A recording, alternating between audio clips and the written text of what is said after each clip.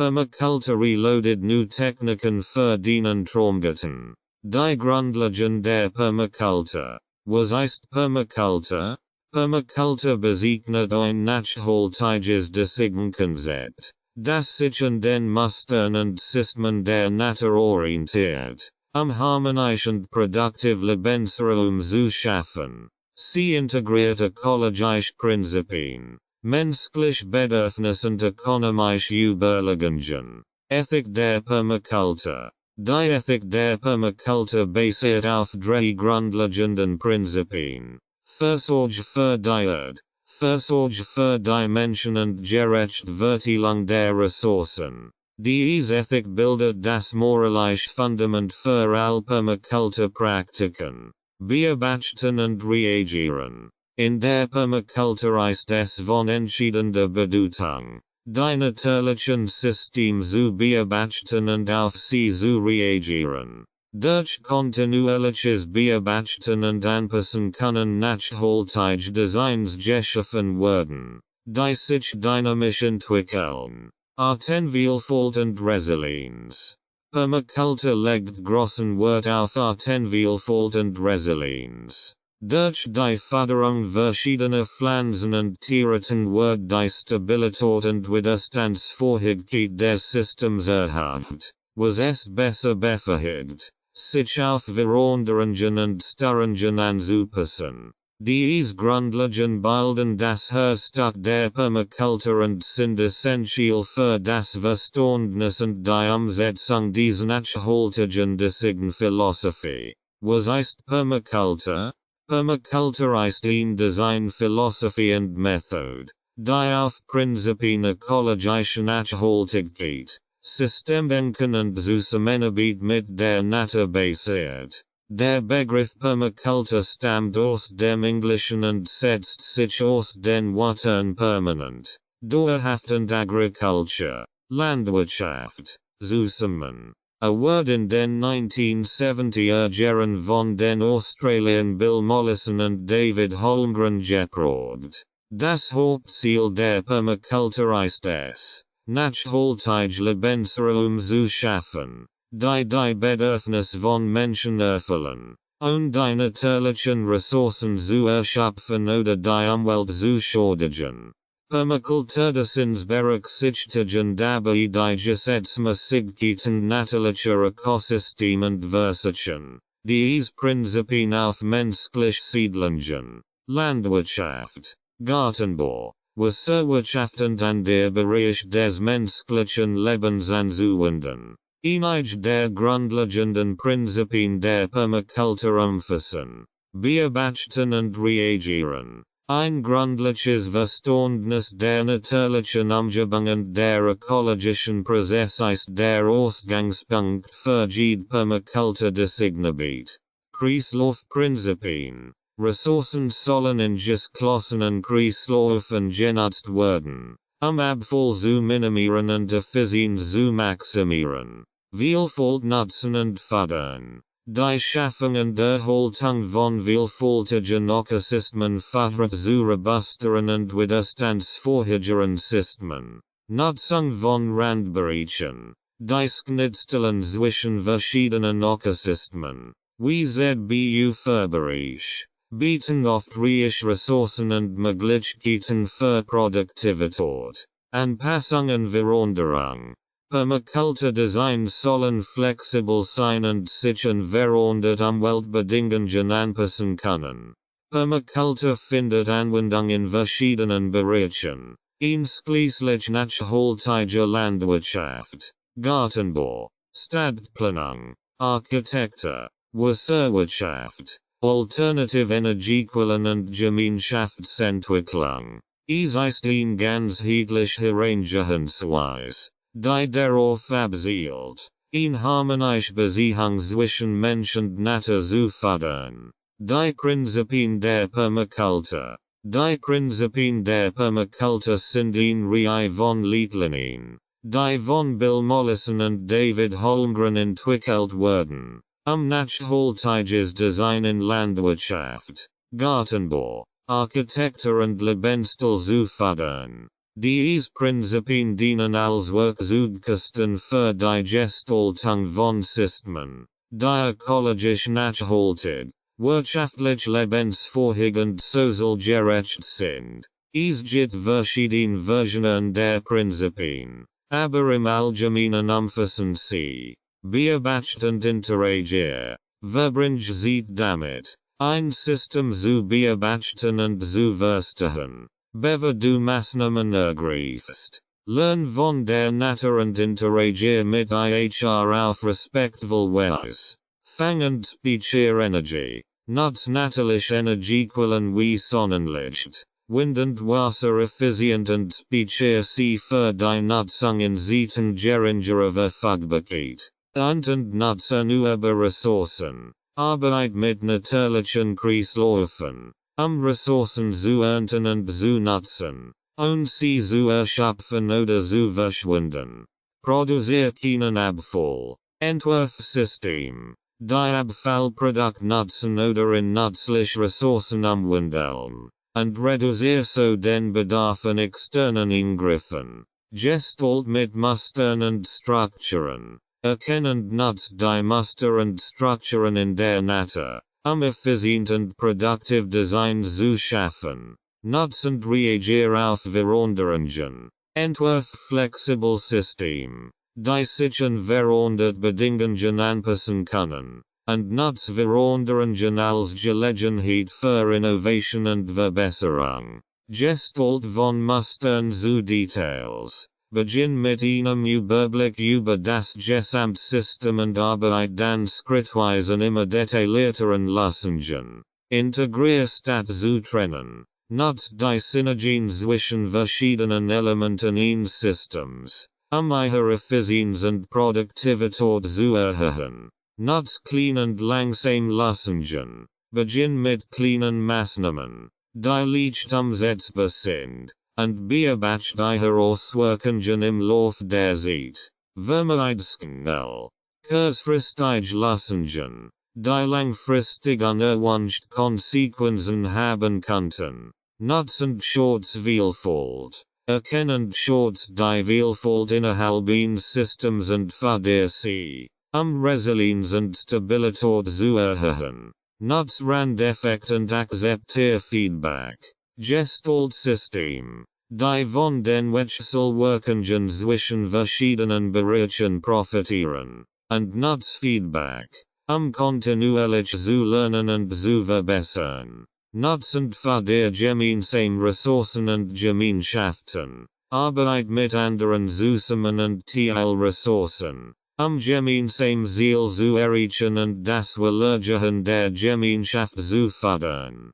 Dies Prinzipien bilden die Grundlage für die Gestaltung von nachhaltigen Systemen, die Bedürfnisse der Menschen erfüllen, während sie gleichzeitig die Umwelt respektieren und schützen. Die Bedeutung von Permakultur in der modernen Welt. Permakultur hat in der modernen Welt eine wachsende Bedeutung. Das sie ein nachhaltige Antwort auf viele der aktuellen Umwelt- und sozialen Herausforderungen bietet. Hier sind einige Gründe, warum Permakultur an Bedeutung gewinnt. Nachhaltige Landwirtschaft. In einer Welt, die mit Problemen wie Bodenerosion, Wasserknappheit und dem Verlust der biologischen Vielfalt konfrontiert ist, bietet Permakultur nachhaltige landwirtschaftliche Praktiken, die Bodengesundheit verbessern, Wassernutzung optimieren und die Artenvielfalt fördern. Klimawandelanpassung. Angesichts der zunehmenden Auswirkungen des Klimawandels suchen Menschen nach resilienten Lösungen, sich an veränderte Umweltbedingungen anzupassen. Permakultur-Designs, die auf Vielfalt, Wassererhaltung und natürliche Ressourcennutzung setzen, können dazu beitragen, Gemeinschaften widerstandsfähiger gegen Extremwetterereignisse an der klimabedingt Herausforderungen zu machen. Ernährungssicherheit. Permakultur fördert die Produktion von Nahrungsmitteln auf eine Weise, die lokal, saisonal und ressourceneffizient ist. Dies kann dazu beitragen, die Ernährung Sicherheit in Gemeinschaften zu verbessern und die Abhängigkeit von importierten Lebensmitteln zu verringern. Gemeinschaftsentwicklung. Permakultur betont die Bedeutung von Zusammenarbeit, lokaler Selbstversorgung und dem Teilen von Ressourcen innerhalb von Gemeinschaften. Durch die Schaffung von Gemeinschaftsgärten, kooperativen Landwirtschaftsprojekten und anderen gemeinschaftsbasierten Initiativen kann Permakultur dazu beitragen, stark und widerstandsfähige Gemeinschaften aufzubauen. Umweltschutz. Permakultur setzt auf nachhaltige Praktiken, die Umwelt schonen und den ökologischen Fußabdruck reduzieren, indem sie auf chemische Pestizide und Düngemittel verzichtet und stattdessen auf natürliche Prozesse setzt, kann Permakultur dazu beitragen, die Umwelt zu schützen und die natürlichen Ressourcen für zukünftige Generationen zu bewahren. Insgesamt bietet Permakultur ein ganzheitlich Herangehensweisen weil der drangendsten Problem unserer Zeit und inspiriert Menschen dazu, nachhaltig und regenerativ Lebensweisen zu fördern. Die neue Permakultur 2.0. Permakultur 2.0 ist ein Begriff, der von einigen Permakultur-Praktikern und Theoretikern verwendet wird, eine Weiterentwicklung oder Weiterführung der traditionellen Permakulturkonzepte zu beschreiben. Während die traditionelle Permakultur sich hauptsächlich auf landwirtschaftliche Praktiken und Designaspekt konzentriert, die auf natürlichen Ökosystem basieren, bezieht sich Permakultur 2.0 auf eine erweiterte Perspektive, die auch sozial, wirtschaftlich und technologisch Innovationen umfasst. Hier sind einige Merkmale oder Ideen, die mit dem Konzept der Permakultur 2.0 verbunden sein können. Integration von Technologie. Permakultur 2.0 erkennt die Rolle von Technologie in der modernen Welt und sucht nach Möglichkeiten, diese nachhaltig Design zu integrieren.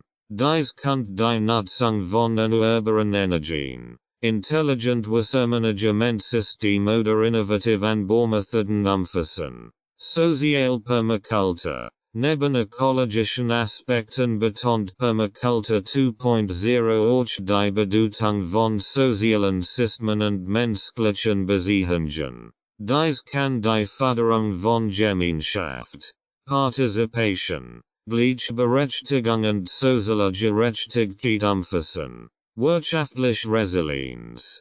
Permakultur 2.0 strebt nach ökonomischer Nachhaltigkeit und Resilienz durch die Förderung lokaler Wirtschaftssystem, alternative Währungen, gemeinschaftsbasiert Unternehmen und an der Formen der wirtschaftlichen Diversifizierung, Anpassung an globale Herausforderungen. Angesichts der aktuellen globalen Herausforderungen wie dem Klimawandel, der sozialen Ungleichheit und dem Verlust der biologischen Vielfalt sucht Permakultur 2.0 nach ganzheitlichen Lösungen, die sowohl ökologisch als auch sozial Probleme adressieren. Collaborative Innovation. Permakultur 2.0 fördert die Zusammenarbeit und den Austausch von Wissen und Erfahrungen zwischen verschiedenen Disziplinen und Gemeinschaften, innovative Lösungen für komplexe Probleme zu entwickeln. Es ist wichtig zu beachten, dass Permakultur 2.0 kein einheitlich definierter Begriff ist und verschiedene Menschen und Organisationen unterschiedliche Ansichten darüber haben können, was genau bedeutet. Insgesamt steht Permakultur 2.0 jedoch für eine Weiterentwicklung der Permakulturprinzipien, die den aktuellen Herausforderungen und Chancen unserer Zeit Rechnung trägt. Die Weiterentwicklung der Permakultur. Die Weiterentwicklung der Permakultur ist ein dynamischer Prozess, der sich ständige neue Kenntnis, Technologien und gesellschaftliche Herausforderungen anpasst. Hier sind einige Aspekte, die als Teil dieser Weiterentwicklung betrachtet werden können. Forschung und Innovation. Die Permakultur-Gemeinschaft engagiert sich zunehmend in Forschung und Entwicklung, neue Techniken, Methoden und Ansätze zu erforschen, die Effizienz und Wirksamkeit von Permakultur-Designs verbessern können. Dies umfasst möglicherweise Experiment mit neuen Pflanzensorten, Entwicklung von ressourceneffizienten Technologien oder Erforschung innovativer Landnutzungsmethoden. Integration von Technologie. Die Nutzung moderner Technologien wie Sensoren, Internet der Dinge, und künstliche Intelligenz, KI, kann helfen, Permakultur-Designs zu optimieren und zu überwachen.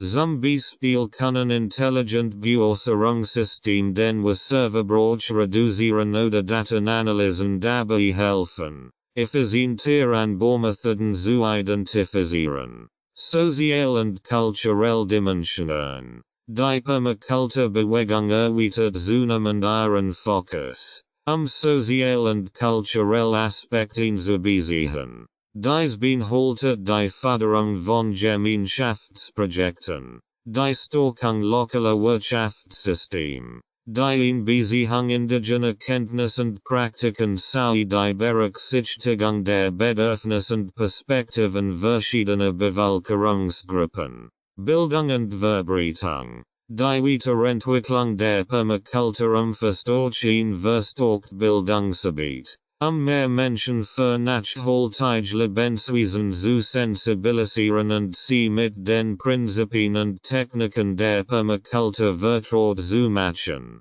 Dies kann durch Schulungen, Workshops, Bildungsprogramme und die Verbreitung von Online-Ressourcen erfolgen. Anpassungen den Klimawandel. Angesichts der zunehmenden Herausforderungen durch den Klimawandel ist die Anpassung und Resilienz von Permakultur-Designs von entscheidender Bedeutung. Dies kann die Integration von klimaresistenten Pflanzenarten, die Entwicklung von Trockenheitstoleranztechniken oder die Förderung von Methoden zur Kohlenstoffbindung umfassen. Collaboration und Vernetzung. Die Zusammenarbeit zwischen verschiedenen Akteuren, einschließlich Wissenschaftlern, Landwirten, Gemeinschaftsorganisationen und Regierungsbehörden, ist entscheidend für die Weiterentwicklung der Permakultur. Durch den Austausch von Wissen, Erfahrungen und Ressourcen können innovative Lösungen gefunden und verbreitet werden. Insgesamt ist die Weiterentwicklung der Permakultur ein ganzheitlicher Prozess, der ökologisch, sozial, wirtschaftlich und kulturell Dimensionen umfasst und darauf abzielt, nachhaltig und regenerative Lebensweisen zu fördern. Neue Techniken und Ansätze. Im Rahmen der Weiterentwicklung der Permakultur werden kontinuierlich neue Techniken und Ansätze erforscht und entwickelt, die Nachhaltigkeit, Effizienz und Anpassungsfähigkeit von Permakultur-Designs zu verbessern. Hier sind einige Beispiele für neue Techniken und Ansätze. Agroforstwirtschaft. Agroforstwirtschaft ist eine Landnutzungspraxis, die Anpflanzung von Bäumen zusammen mit landwirtschaftlichen Kulturen und oder Viehhaltung kombiniert. Dieses System kann die Produktivität steigern, Bodenerosion reduzieren, die Bodenfruchtbarkeit verbessern und die Biodiversität fördern. Schlüsselgarten. Schlüsselgarten sind rund oder oval Gartenbauten mit einem kreisförmigen Ausschnitt in der Mitte, der Zugang zum Garten ermöglicht. Die Struktur maximiert die Nutzung des verfügbaren Raums und erleichtert gleichzeitig die Beäußerung und Pflege der Pflanzen. Hügelkultur. Hügelkultur beinhaltet den Bau von Hügeln oder Beeten aus organischen Materialien wie Holz, Stroh und Kompost. Dies Hugel absorbieren Wasser. Verbessern die Bodenfruchtbarkeit und bieten ihnen erhalten Anbau und Pflanzraum. Aquaponik. Aquaponik ist eine Kombination aus Aquakultur, Fischzucht und Hydroponik. Pflanzenanbau und bei der Fisch und Pflanzen in einem symbiotischen System zusammengebracht werden. Die Fisch produzieren Nährstoffe für die Pflanzen, während die Pflanzen das Wasser filtern und reinigen. Permakultur in der Stadtplanung. Permakultur wird zunehmend in städtischen Umgebungen angewendet, nachhaltige Stadtentwicklungskonzepte zu fördern. Dies kann die Schaffung von Gemeinschaftsgarten, vertikalen Garten, grünen Dächern und regenerativen Stadtgarten umfassen. Natürlich Wassermanagement-Techniken, innovative Techniken zur Wasserspeicherung und Nutzung, wie Regenwassersammelsystem, Schwarm in der Landschaft, Grauwassernutzung und Sichergruben, helfen dabei, Wasserressourcen effizienter zu nutzen und den Wasserhaushalt zu verbessern.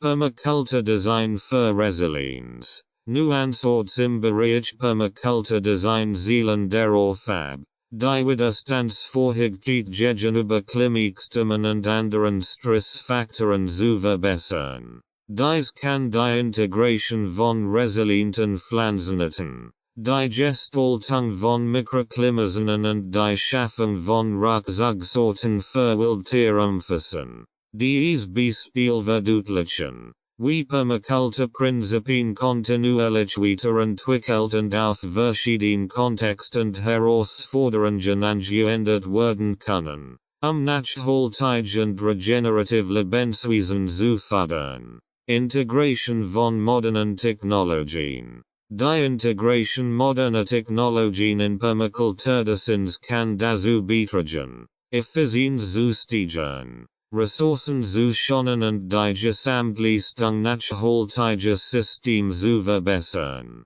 Hier sind einige Möglichkeiten, wie moderne Technologien in Permakultur integriert werden können.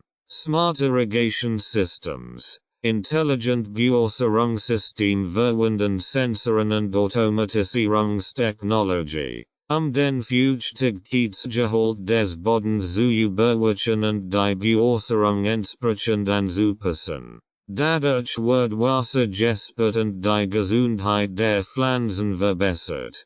Permakultur Apps und Software. Es gibt ein Vielzahl von Apps und Softwarelösungen, die bei der Planung, Gestaltung und Verwaltung von Permakulturprojekten helfen können. Diese Tools können dabei unterstützen, Konzepte zu visualisieren, Pflanzenauswahl zu optimieren, Zeitplan zu verwalten und Ressourcen zu überwachen. Drohnen und Satellitenbilder. Drohnen und Satellitenbilder können eingesetzt werden, detailliert Luftaufnahmen von Permakulturstandorten zu erstellen. Diese Bilder können für die Kartierung, Überwachung von Vegetationsmustern, Erkennung von Problembereichen und Planung von Landnutzung verwendet werden. Vertikale Landwirtschaft und Indoorgärtnerei. In städtischen Umgebungen können moderne Technologien wie hydroponisches System,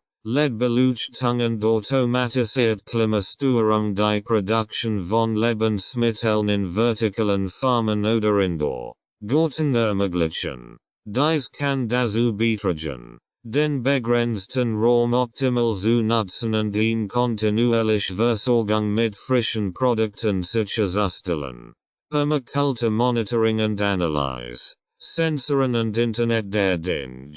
Art. Technologie können verwendet werden, Umweltbedingungen wie Temperatur, Luftfeuchtigkeit, Bodenfeucht und Luftqualität in Echtzeit zu überwachen. Diese Daten können dazu beitragen, Entscheidungen zu treffen, problemfreudig zu erkennen und das Permakulturdesign kontinuierlich zu optimieren. Erneuerbare Energien. Die Nutzung von erneuerbaren Energien wie Solarenergie, Windenergie und Wasserkraft kann die Energieunabhängigkeit von Permakulturprojekten erhöhen und den ökologischen Fußabdruck weiter reduzieren. Solarenergie kann beispielsweise für die Stromversorgung von Bewässerungssystemen, Gebäuden und anderen Einrichtungen verwendet werden. Die Integration moderner Technologien in Permakulturdesigns bietet ein Vielzahl von Möglichkeiten, die Effizienz, Produktivität und Nachhaltigkeit zu steigern. Es ist jedoch wichtig, diese Technologien sorgfältig auszuwählen und auf ihre Eignung für die jeweiligen Kontext und Ziel zu prüfen, sicherzustellen, dass sie im Einklang mit den Prinzipien der Permakultur stehen. Start jetzt durch Vorbereitung und Planung, wenn Sie daran interessiert sind, in die Welt der Permakultur einzutauchen und ein Projekt zu starten, sind gründliche Vorbereitung und Planung entscheidend. Hier sind einige Schritte, die Sie bei der Vorbereitung und Planung Ihres Permakulturprojekts berücksichtigen sollten. Bildung und Forschung. Beginnen Sie damit, sich über die Grundprinzipien und Techniken der Permakultur zu informieren. Lesen Sie Bücher, besuchen Sie Kurse oder Workshops und suchen Sie nach Online-Ressourcen. Je besser Sie die Prinzipien und Konzepte verstehen, desto effektiver können Sie dies in Ihrem Projekt umsetzen. Standortauswahl. Wählen Sie einen geeigneten Standort für Ihr Permakulturprojekt aus. Berücksichtigen Sie dabei Faktoren wie Klima, Bodenbeschaffenheit, Sonneneinstrahlung, Wasserverfügbarkeit und lokale Umweltbedingungen. Ein sorgfältiger Standortanalyse ist entscheidend, das Potenzial und die Herausforderungen des Standorts zu verstehen. Zielsetzung und Design. Definieren Sie klar Ziel für Ihr Permakulturprojekt und entwickeln Sie ein entsprechendes Design. Berücksichtigen Sie dabei die Bedürfnisse und Prioritäten der beteiligten Personen sowie die ökologischen, sozialen und wirtschaftlichen Aspekte. Ein ganzheitlicher Ansatz, der die Interaktionen zwischen verschiedenen Elementen des Systems berücksichtigt, ist entscheidend. Ressourcenanalyse und Beschaffung. Identifizieren Sie die verfügbaren Ressourcen, die Sie für Ihr Permakulturprojekt benötigen, einschließlich Land, Materialien, Werkzeugen, finanziellen Mitteln und menschlichen Ressourcen. Entwickeln Sie einen Plan zur Beschaffung dieser Ressourcen und prüfen Sie, welche vorhanden sind und welche noch benötigt werden. Zeitplanung und Projektmanagement. Erstellen Sie einen Zeitplan für die Umsetzung Ihres Permakulturprojekts und planen Sie die einzelnen Schritte und Aktivitäten sorgfältig. Berücksichtigen Sie dabei saisonale Variationen, Arbeitsbelastung und andere Faktoren, die den Fortschritt beeinflussen können. Ein effektives Projektmanagement ist entscheidend, die Arbeit effizient zu koordinieren und den Erfolg sicherzustellen. Partnerschaften und Gemeinschaftsbeteiligung. Erkennen Sie Möglichkeiten für Partnerschaften und Zusammenarbeit mit lokalen Gemeinschaften, Organisationen, Landbesitzern und anderen Interessengruppen. Die Einbindung der Gemeinschaft kann nicht nur zusätzliche Ressourcen und Unterstützung mobilisieren, sondern auch die Akzeptanz und Nachhaltigkeit Ihres Projekts fördern. Budgetierung und Finanzierung. Schätzen Sie die Kosten für Ihr Permakulturprojekt ab und entwickeln Sie einen Finanzierungsplan. Berücksichtigen Sie dabei nicht nur die direkten Kosten für Materialien und Arbeit, sondern auch langfristige Betriebskosten und potenzielle Einnahmequellen, die sich nach Fördermitteln, Crowdfunding oder anderen Finanzierungsmöglichkeiten kann helfen, IHR-Projekt zu realisieren. In dem CDEs sorgfältig durchgegangen und sich gründlich auf IHR-Permakultur-Projekt vorbereiten. Legen Sie den Grundstein für ein erfolgreiches und nachhaltiges Vorhaben. Denken Sie daran, dass Permakultur ein kontinuierlicher Lernprozess ist und Flexibilität und Anpassungsfähigkeit erfordert. Auf Veränderungen zu reagieren und IHR-Projekt kontinuierlich zu verbessern. Standortanalyse und Auswahl. Die Standortanalyse und Auswahl ist ein entscheidender Schritt bei der Planung eines Permakulturprojekts. Eine gründliche Analyse hilft dabei, die Potenzial und Herausforderungen des Standorts zu verstehen und das Design entsprechend anzupassen. Hier sind einige wichtige Aspekte, die bei der Standortanalyse und Auswahl berücksichtigt werden sollten. Klima. Untersuchen Sie das Klima des Standorts, einschließlich der jährlichen Niederschlagsmenge, der durchschnittlichen Temperaturen, der Frostigkeit der Sonneneinstrahlung. Diese Informationen sind entscheidend für die Auswahl geeigneter Pflanzen und die Planung von Bewässerungssystemen. Bodenbeschaffenheit. Analysieren Sie die Bodenbeschaffenheit des Standorts, einschließlich Texte, pH-Wert, Nährstoffgehalt und Drainage. Ein Bodenprobenanalyse kann dabei helfen, die spezifischen Bedürfnisse und Potenzial des Bodens zu identifizieren und geeignete Maßnahmen zur Bodenverbesserung zu planen. Topographie. Berücksichtigen Sie die topografischen Merkmale des Standorts. Wie hohen Unterschied,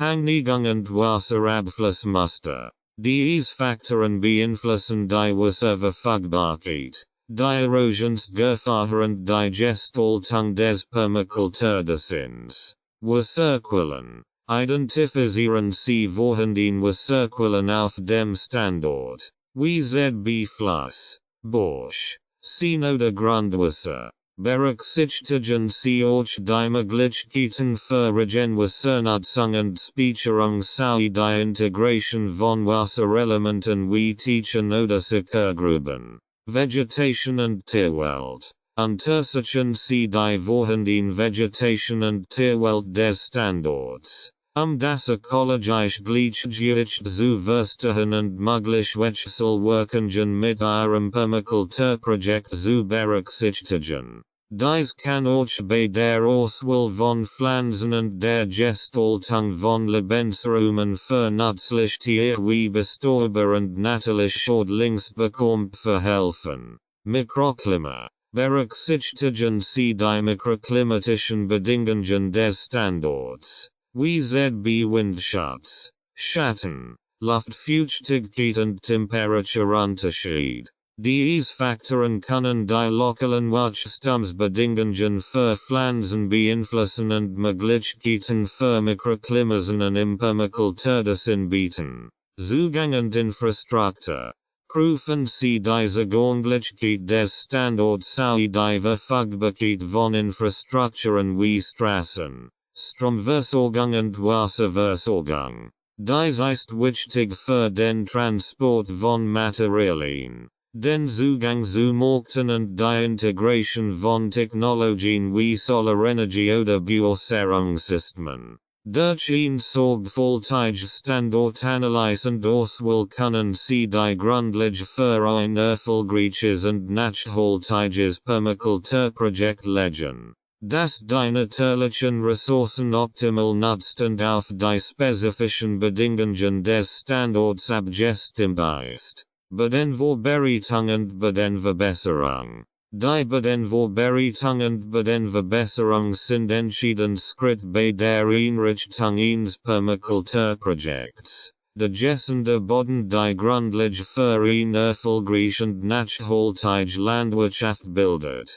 Hier sind einige wichtige Aspekte der Bodenvorbereitung und Bodenverbesserung. Bodenanalyse. Beginnen Sie mit einer Bodenanalyse. Den aktuellen Zustand des Bodens zu bestimmen. Dies kann den pH-Wert, die Texte, den Neurostoffgehalt und an der Wichtigkeiten des Bodens umfassen. Basierend auf den Ergebnissen der Bodenanalyse können Sie gezielt Maßnahmen zur Bodenverbesserung planen.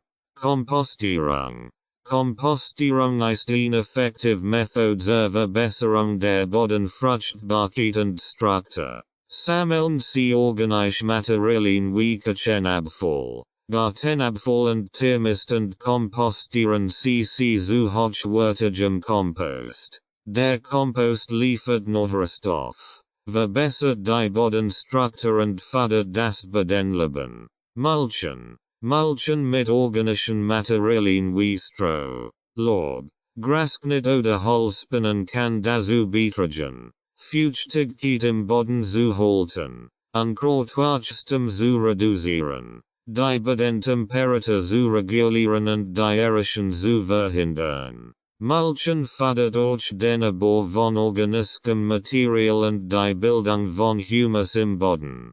Grundumgang. Grundumgangspflanzen wie Leguminosen, z. B. Clay, Luzern, oder Getreideten, z.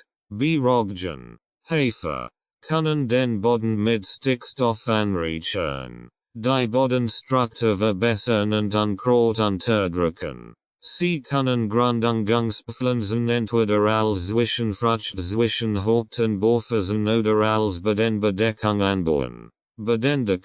Bedendeke Pflanzen wie Kriechwacholder, Thymian oder Gunzel können den Boden schützen, Feuchtigkeit halten, Erosion verhindern und Unkraut unterdrücken. Bedendeke spielen auch eine wichtige Rolle bei der Förderung der Biodiversität und der Schaffung von Lebensräumen für nützliche Tiere. Bioalkohol, auch als Therapreta bekannt, ist eine Form von Kohlenstoff, die durch die Pyrolyse von organischen Materialien hergestellt wird. Die Zugabe von Bioalkohol zum Boden kann die Bodenfruchtbarkeit erhöhen, die Wasserspeicherkapazität verbessern und den Kohlenstoffgehalt im Boden erhöhen. Mikroorganismen. Die Zugabe von nützlichen Mikroorganismen wie Mykorrhizapilzen oder bodenverbessernden Bakterien kann die Bodengesundheit fördern. Die Nährstoffverfügbarkeit erhöhen und die Widerstandsfähigkeit gegen Krankheiten und Schädlinge verbessern. Durch eine gezielte Bodenvorbereitung und Bodenverbesserung können Sie die Bodenfruchtbarkeit, Struktur und Gesundheit Ihres Permakulturprojekts verbessern und optimal Bedingungen für das Pflanzenwachstum schaffen. Einrichtung des Permakulturgartens. Die Einrichtung eines Permakulturgartens erfordert sorgfältige Planung und Gestaltung, ein nachhaltiges und produktives Ökosystem zu schaffen. Hier sind einige wichtige Schritte, die Sie bei der Einrichtung Ihres Permakulturgartens berücksichtigen sollten. Zonierung und Planung. Beginnen Sie mit der Zonierung Ihres Gartens, indem Sie verschiedene Bereiche für unterschiedliche Aktivitäten und Pflanzenarten festlegen. Die Zonierung basiert oft auf der Häufigkeit der Nutzung und den Anforderungen der Pflanzen. Planen Sie auch die Platzierung von Hauptelementen wie Hochbeeten, Tiechen, Wegen und Gebäuden. Bodenvorbereitung und Bodenverbesserung. Bereiten Sie den Boden vor und verbessern Sie gemäß den Prinzipien der Permakultur. Führen Sie eine Bodenanalyse durch.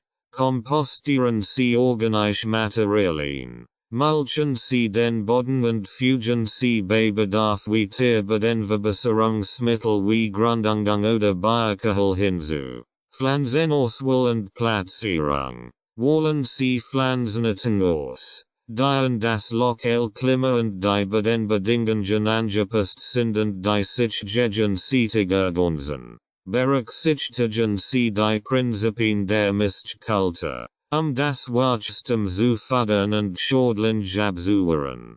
Platzieren Sie die Pflanzen entsprechend ihrer Licht- und Platzbedürfnis. Vertikale Gestaltung. Nutzen Sie vertikal Raum wie Ranggitter, Spalier oder Hochbeet, den verfügbaren Platz optimal zu nutzen und die Produktivität zu steigern. Vertikal Element können auch als Lebensraum für Kletterpflanzen, nützlich Insekten und Vögel dienen. Wassermanagement. Integrieren Sie effizient Bewässerungssystem wie Tropfbewässerung, Regenwassernutzung und Mulchtechniken, den Wasserbedarf zu reduzieren und die Wassereffizienz zu maximieren. Berücksichtigen Sie auch die Gestaltung von Regenwassersammelsystemen und Tiefen zur Wasserspeicherung und Regulierung. Biodiversität fördern. Schaffen Sie Lebensraum für ein Vielzahl von Pflanzen und Tierarten, die biologische Vielfalt zu fördern und ein ausgewogenes Ökosystem zu schaffen. Integrieren Sie blühende Pflanzen, Sträucher, Bäume und Wasserquellen, Lebensraum für Bestäuber, natürlich Schädlingsbekämpfer und an der Nützlichkeit zu schaffen. Pflegend Planen Sie regelmäßig Pflegentwatchungsarbeiten ein, die Gesundheit und Produktivität Ihres Permakulturgartens zu erhalten. Dies kann das Entfernen von Unkraut, die Bewässerung, das Mulchen, das Beschneiden von Pflanzen und die Schädlingsbekämpfung umfassen. Indem Sie dies Schritt sorgfältig durchführen und die Prinzipien der Permakultur berücksichtigen,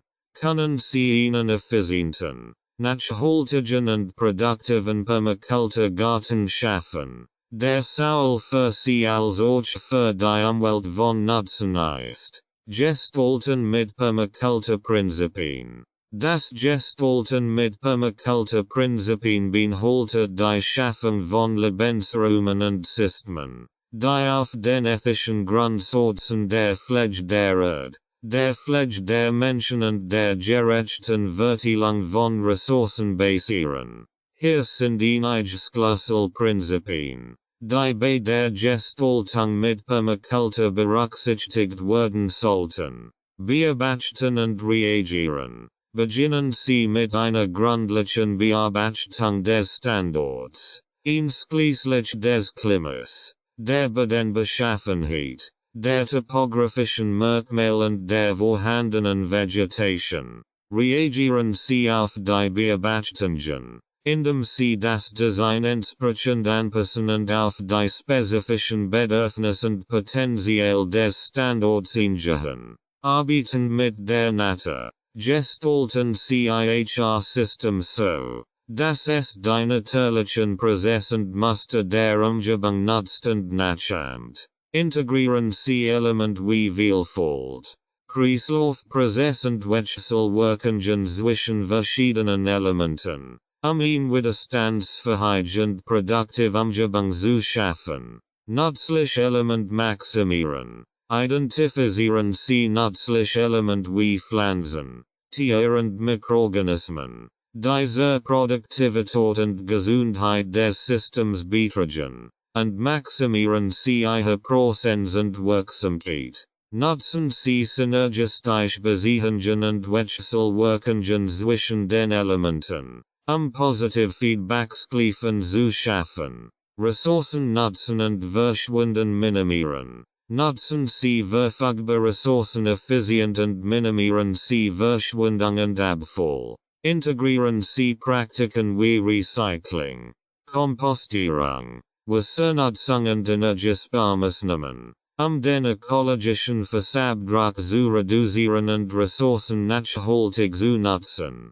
Clean und langsam Lösungen. Setzen Sie auf Clean, schrittweise Veränderungen und langfristige Entwicklungen, anstatt auf schnell und radikal Interventionen. Beginnen Sie mit einfachen Maßnahmen und beobachten Sie, wie sich das System entwickelt. Bevor Sie weitere Anpassungen vornehmen. Diversität und Redundanz. integrieren sie Vielfalt und Redundanz in IHR Design. Die Stabilität, Resilienz und Anpassungsfähigkeit des Systems zu erhöhen. Verwenden sie ein Vielzahl von Pflanzenarten, Sorten und Genotypen sowie verschiedene Funktionen und Lebensraum, möglichst Störungen und Stressfaktoren abzufedern. Randeffekt nutzen. Gestalten sie das System so, dass es von den Vorteilen von Randeffekten profitiert, indem sie Grenzflächen und Übergangszonen zwischen verschiedenen Ökosystem und Elementen maximieren. Diese Bereiche sind oft besonders produktiv und bieten Lebensraum für ein Vielzahl von Pflanzen und Tierarten. Indem sie diese Prinzipien bei der Gestaltung ihres Permakulturprojekts berücksichtigen, können sie ein integratives und nachhaltiges System schaffen, das die Bedürfnisse von Mensch und Umwelt gleichermaßen berücksichtigt und langfristig positiv Auswirkungen hat. Einführung in das Gestalten nach Permakulturprinzipien. Das Gestalten nach Permakulturprinzipien ist ein ganzheitlicher Herangehensweise, die darauf abzielt, nachhaltig, produktiv und regenerativ System zu schaffen, die im Einklang mit den natürlichen Prozessen der Umwelt stehen. Hier ist eine Einführung in das Gestalten nach Permakulturprinzipien. Ethik der Permakultur. Die Gestaltung nach Permakulturprinzipien basiert auf drei ethischen Grundsätzen: der Pflege der Erde, der Pflege der Menschen und der gerechten Verteilung von Ressourcen. Diese ethischen Prinzipien dienen als Leitfaden für alle Entscheidungen und Handlungen im Rahmen eines Permakulturprojekts. Beobachten und Verstehen. Ein zentraler Schritt im Gestaltungsprozess ist das genaue Beobachten und Verstehen des Standorts und seiner natürlichen Prozess. Dies umfasst die Analyse von Klima, Boden, Vegetation, Wasserhaushalt und topografischen Merkmalen, die spezifischen Bedingungen und Potenzial des Standorts zu erfassen. Deswegen Prinzipien. Permakultur basiert auf einer Reihe von deswegen Prinzipien, die dabei helfen, System zu planen, die effizient, ressourcenschonend und widerstandsfähig sind. Dazu gehören Prinzipien wie Beobachtung und Interaktion, Nutzung und Wertschätzung der Vielfalt, Nutzung von Randeffekten, Zonierung, Nutzung von kleinem und langsamem Wandel, Integration von Funktionen und Ressourcen, sowie Nutzung und Züchtung von Selbstregulierung und Selbstregeneration, Zonierung und Planung. Ein wichtiger Schritt bei der Gestaltung nach Permakulturprinzipien ist die Zonierung des Geländes entsprechend der Häufigkeit der Nutzung und den spezifischen Anforderungen der Elemente im System. Dies erleichtert eine effiziente Gestaltung und Nutzung des Raums und ermöglicht eine gezielte Platzierung von Elementen wie Gebäuden, Gärten, Teichen und Nutzpflanzen. Nützlich Element maximieren. Permakultur strebt danach, nützlich Element in das Design zu integrieren und ihre Präsenz und Wirksamkeit im System zu maximieren. Dies kann durch gezielte Auswahl und Platzierung von Pflanzen, Tieren, Strukturen und Technologien erreicht werden, positiv Wechselwirkungen und Synergien zu fördern.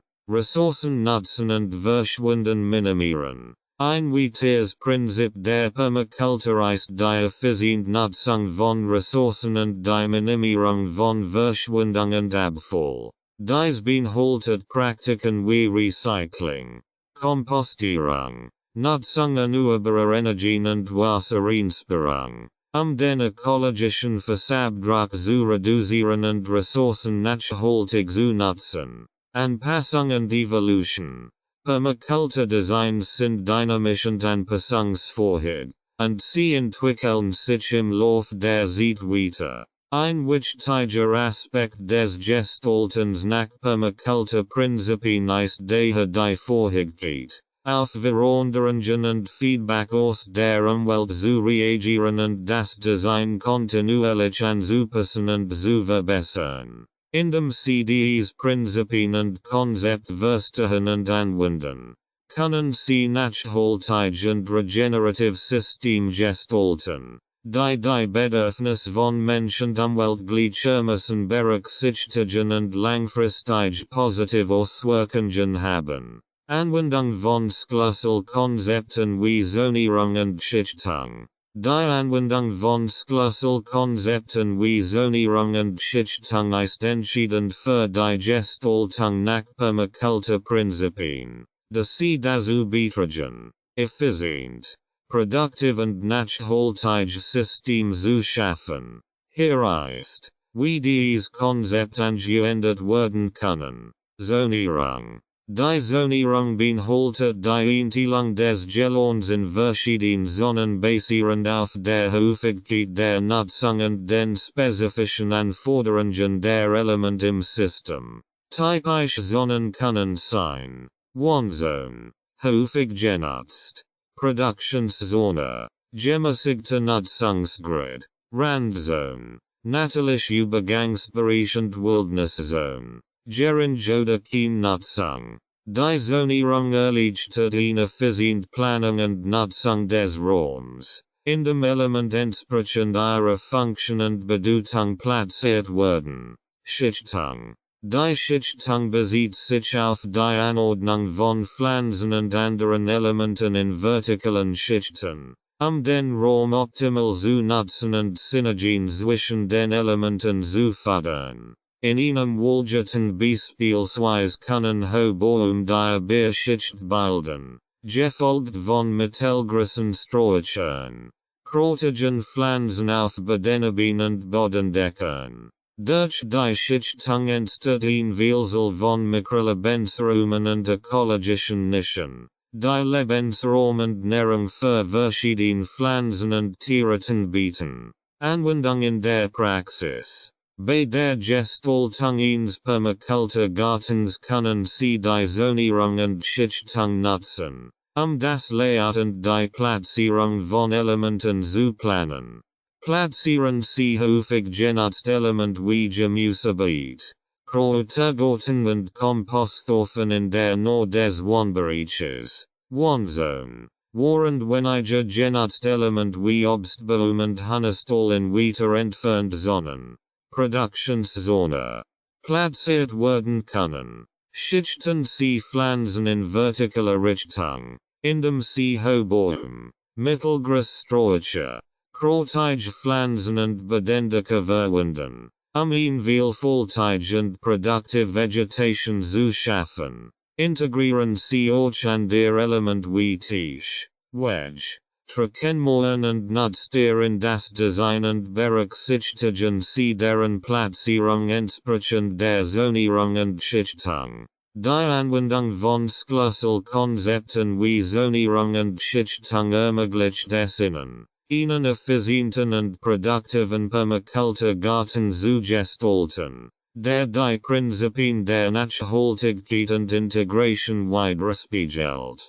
Durch eine sorgfältige Planung und Gestaltung können Sie ein vielfältiges und widerstandsfähiges Ökosystem schaffen, das Mensch und Natur gleichermaßen unterstützt. Gestaltung von Beeten, Wegen und Wasserstrukturen. Die Gestaltung von Beeten, Wegen und Wasserstrukturen ist ein wesentlicher Bestandteil eines nachhaltigen Gartendesigns.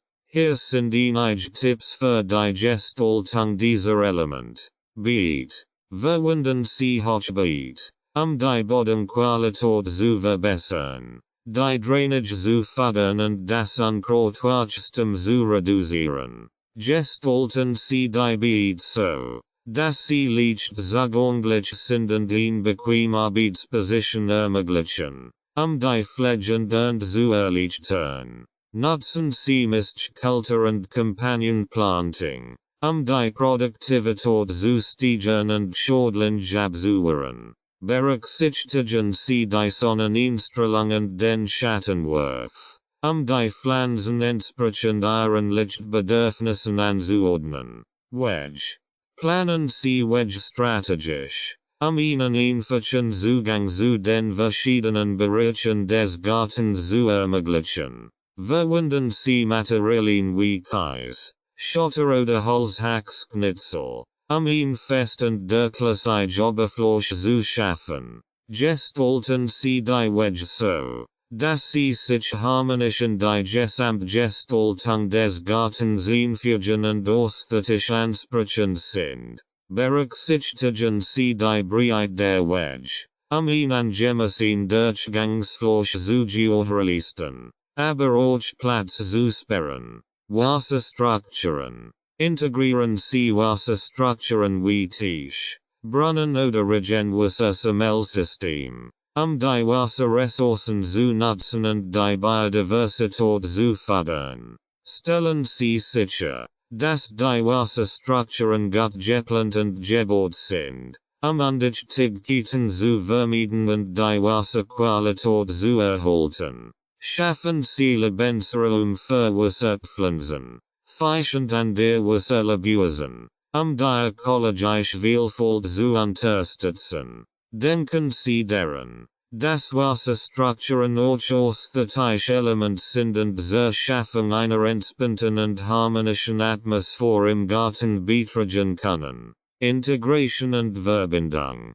Stellen Sie sicher, dass Beet, Wedge und Wasserstrukturen gut miteinander verbunden sind und ein einheitliches Gesamtbild ergeben. Verwenden Sie Pflanzen, Baum und Sträucher, die verschiedenen Elemente zu umrahmen und zu verbinden und natürliche Übergangszone zu schaffen. Nutzen Sie Gestaltungselement wie Treppen, Brücken oder Stege, den Übergang zwischen verschiedenen Höhen und Ebenen zu erleichtern und das Design interessanter zu gestalten. Durch eine sorgfältige Planung und Gestaltung von Beeten, Wedgen und Wasserstrukturen können Sie einen funktionalen, ästhetischen und nachhaltigen Garten schaffen, der sowohl praktisch als auch ästhetisch Bedürfnis erfüllt und ein angenehmes und inspirierendes Lebensumfeld bietet. New Techniken für nachhaltiges Gärtnern. Es gibt ein Vielzahl neuer Techniken und Ansätze für nachhaltiges Gärtnern, die sich auf Effizienz, Ressourcenschonung und Umweltverträglichkeit konzentrieren. Hier sind einige Beispiele. Hochbeet. Hochbeet sind Hochbeet, die mit einer Mischung aus Kompost, organischem Material und gefüllt sind. Sie fördern ein bessere Drainage, erwärmen sich schneller im Frühjahr und ermöglichen eine intensive Nutzung des begrenzten Raums.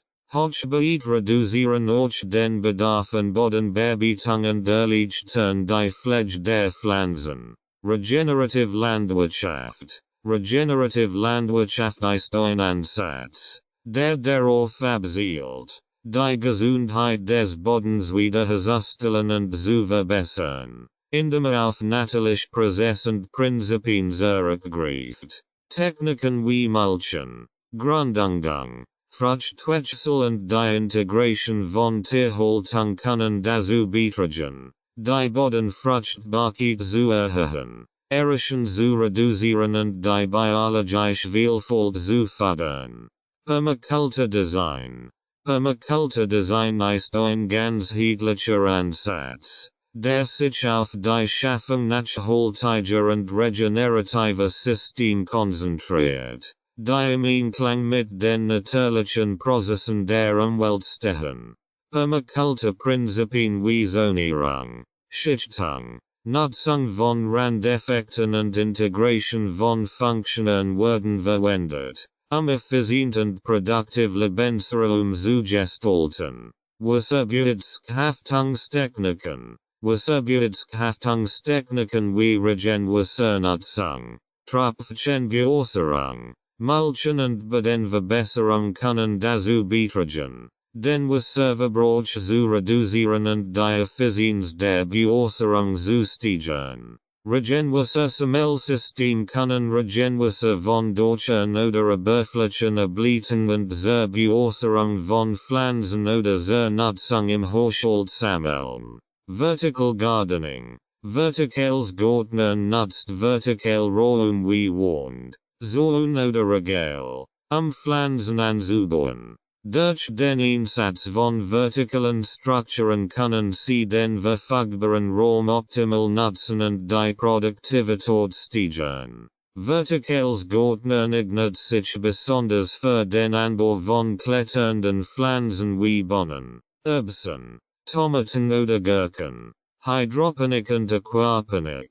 Hydroponic und Aquaponik sind Methoden des Pflanzenanbaus ohne Boden, bei denen die Pflanzen in einer Nachlassung oder in einem aquatischen Umfeld wachsen.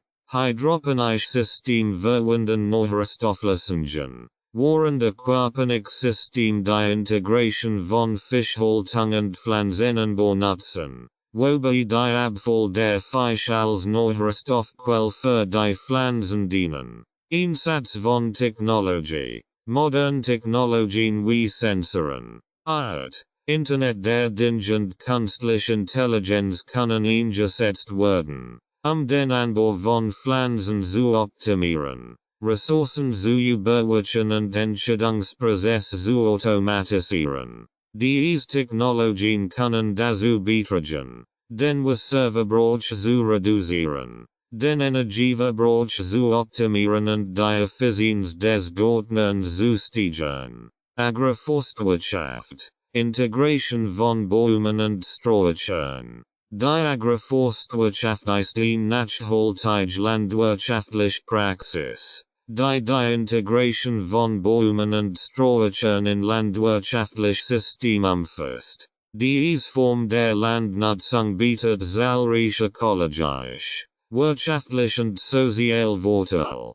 Hier sind einige Aspekte der Integration von Bäumen und Sträuchern in die Agroforstwirtschaft. Mehrschichtige Anbausystem. In der Agroforstwirtschaft werden Bäume, Sträucher und Feldfrüchte in verschiedenen Schichten angebaut, den verfügbaren Raum optimal zu nutzen. Dabei können hohe Bäume die Beerschicht bilden, gefolgt von mittelgroßen Sträuchern und krautigen Pflanzen auf Bodenebene. Diese mehrschichtegen Anbausystem bieten eine hohe Produktivität pro Flächeneinheit und fördern die ökologische Vielfalt. Diversifizierung und Resilienz. Die Integration von Bäumen und Sträuchern erhöht die Vielfalt der angebauten Arten und Lebensraum, was zu einer größeren Resilienz gegenüber Krankheiten, Schädlingen und extremen Wetterereignissen fördert. Die Diversifizierung der Anbausystem reduziert auch das Risiko von Ernteausfällen und trägt zur Ernährungssicherheit bei. Bodenfruchtbarkeit und Bodenschutz. Bäume und Sträucher tragen zur Verbesserung der Bodenfruchtbarkeit bei, indem sie organische Materie liefern, Stickstoff im Boden binden und Erosion reduzieren. Die Wurzel-System der Bäume können den Boden stabilisieren und die Bodenstruktur verbessern, während das Laub als Mulch dient und die Feuchtigkeit im Boden hält. Nährstoffkreislauf. In Agroforstsystemen werden die Nährstoffkreislauf effizient genutzt, da die Bäume organische Materialien aus der Umgebung aufnehmen und zurück in den Boden fallen lassen. Dies fördert die natürliche Düngung und reduziert den Bedarf an externen Düngemitteln. Klimaregulierung. Bäume spielen eine wichtige Rolle bei der Regulierung des lokalen Mikroklimas, indem sie Schatten spenden, die Bodentemperatur regulieren und die Verdünstung reduzieren. Dies kann dazu beitragen, Extremtemperaturen abzumildern und das Wachstum von Pflanzen zu fördern. Ertragssteigerung. Agroforstsystem können die gesamte Ertrag pro Flächeneinheit erhöhen, die Nutzung des verfügbaren Raums optimieren und synergistisch Beziehungen zwischen den verschiedenen Elementen fördern. Baum und Sträucher können auch Ertrag in Form von Holz, Obst, Nüssen, Kräutern oder Futter liefern, die zusätzliches Einkommen für die Landwirt generieren können. Die Integration von Bäumen und Sträuchern in landwirtschaftlich System bietet zahlreiche Vorteile für die Umwelt, die Landwirtschaft und die Gesellschaft insgesamt. Durch die Förderung der Agroforstwirtschaft können wir nachhaltige und resilient Lebensmittelproduktionssysteme entwickeln, die den Herausforderungen des Klimawandels und der Ressourcenknappheit besser gewachsen sind. Aquaponik, Verbindung von Fischzucht und Pflanzenanbau. Aquaponik ist ein nachhaltiges landwirtschaftliches System, das die Aquakultur, Fischzucht, mit dem hydroponischen Pflanzenanbau verbindet. Dabei werden Fische in einem geschlossenen Kreislaufsystem gehalten, wobei das von den Fischen produzierte Abwasser als Nährstoffquelle für den Pflanzenanbau verwendet wird. Die Pflanzen wiederum reinigen das Wasser, das dann zurück in das Fischbecken geleitet wird. Diese Verbindung bietet ein Vielzahl von Vorteilen. Effizient Ressourcennutzung. Aquaponik maximiert die Nutzung von Ressourcen wie Wasser und Nährstoffen. Das Wasser wird im geschlossenen Kreislaufsystem recycelt und mehrfach genutzt, wodurch der Wasserverbrauch im Vergleich zu herkömmlichen Anbaumethoden drastisch reduziert wird. Außerdem werden die von den Fischen produzierten Nährstoffe effizient von den Pflanzen aufgenommen, wodurch der Bedarf an externen Düngemitteln minimiert wird. Nachhaltige Fischproduktion. Aquaponik ermöglicht die Produktion von Fischen in einer umweltfreundlichen und nachhaltigen Weise. Die Fische werden in einem geschlossenen System gehalten, das weniger anfällig für Krankheiten und Umweltbelastungen ist. Darüber hinaus können Fischbestände in Aquaponiksystemen mit hoher Dichte gehalten werden, ohne dass die Umwelt belastet wird. Pflanzenproduktion. Die Pflanzen in Aquaponiksystemen wachsen in einem hydroponischen Medium, das mit den von den Fischen produzierten Nährstoffen angereichert ist. Dies ermöglicht eine hohe Produktivität und eine schnelle Pflanzenentwicklung. Ein Vielzahl von Pflanzenarten, einschließlich Gemüse, Kräuter und Obst, kann in Aquaponiksystemen erfolgreich angebaut werden. Platzersparnis und Skalierbarkeit. Aquaponiksystem können in verschiedenen Maßstäben umgesetzt werden, von kleinen Heim- oder Schulprojekten bis hin zu kommerziellen Betrieben. Da das System vertikal gestaltet werden kann und platzeffizient genutzt wird, eignet es sich auch für den Anbau in städtischen Umgebungen oder auf begrenztem Raum. Biologisches Gleichgewicht und Wasserreinigung. Das Zusammenspiel zwischen Fischen, Pflanzen und Mikroorganismen in Aquaponiksystemen schafft ein biologisches Gleichgewicht, das zur Reinigung des Wassers beiträgt. Die Pflanzen nehmen die im Wasser vorhandenen Nährstoffe auf und reduzieren so die Konzentration von Ammoniak und anderen Schadstoffen, was zu einem gesünderen Lebensraum für die Fische fördert. Vielseitigkeit und Flexibilität. Aquaponiksystem können an verschiedenen Bedingungen und Umgebungen angepasst werden und bieten ein Vielzahl von Gestaltungsmöglichkeiten. Sie können sowohl im Freien als auch in Innenräumen betrieben werden und sind sowohl für den kommerziellen als auch für den privaten Gebrauch geeignet. Insgesamt bietet die Aquaponik ein nachhaltige und effizient Methode zur gleichzeitigen Produktion von Fisch und Pflanzen. Durch die Verbindung von Aquakultur und hydroponischem Pflanzenanbau können wir die Ressourcennutzung optimieren, die Umweltbelastung reduzieren und hochwertige Lebensmittel in einem geschlossenen Kreislaufsystem produzieren. Hugelbeet und vertikales Gärtnern. Hugelbeet und vertikales Gärtnern sind zwei innovative Techniken im Bereich des nachhaltigen Gärtnerns, die es ermöglichen, den verfügbaren Platz optimal zu nutzen und eine Vielzahl von Pflanzen anzubauen. Hier ist eine Übersicht über beide Techniken. Hugelbeet. Hugelbeet sind Erhardbeet, die aus einem aufgeschichteten Haufen aus Erd, Kompost und organischem Material bestehen. Sie haben eine abgerondet Form und sind normalerweise einige Meter lang und etwa einen Meter hoch. Ein Hauptvorteil von Hugelbeeten ist eine verbesserte Drainage, insbesondere in Gegenden mit schweren Böden oder starkem Regen. Das Erhardbeet lässt überschüssiges Wasser abfließen, was das Wechselwachstum fördert und Stornos verhindert.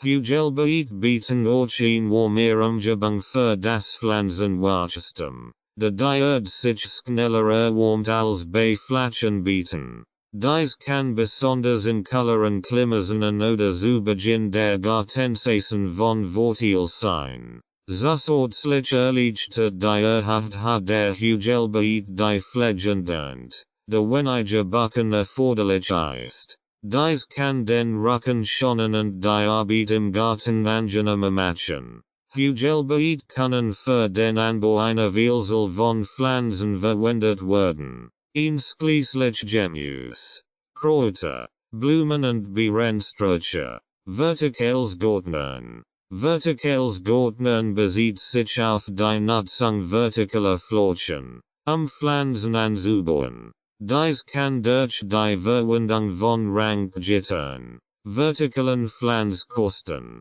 hornenden Kuben oder vertikalen Türmen erfolgen. Ein Hauptvorteil von vertikalem Gärtnern ist die Maximierung des verfügbaren Raums, insbesondere in städtischen Umgebungen oder auf begrenzten Balkonen oder Terrassen. Durch das Stapeln von Pflanzen in vertikalen Ebenen können sie eine Vielzahl von Pflanzen auf kleinem Raum anbauen. Vertikales Gärtnern ermöglicht es ihnen auch, den Sonnenlichteinfall besser zu nutzen, indem sie Pflanzen in verschiedenen Höhen positionieren und sie so optimal dem Licht aussetzen. Diese Technik bietet auch eine ästhetisch ansprechende Möglichkeit, Grundflächen in städtischen Umgebungen oder in Innenräumen zu schaffen. Vertikal Gärten können als dekoratives Element dienen und zur Verbesserung des Raumklimas beitragen.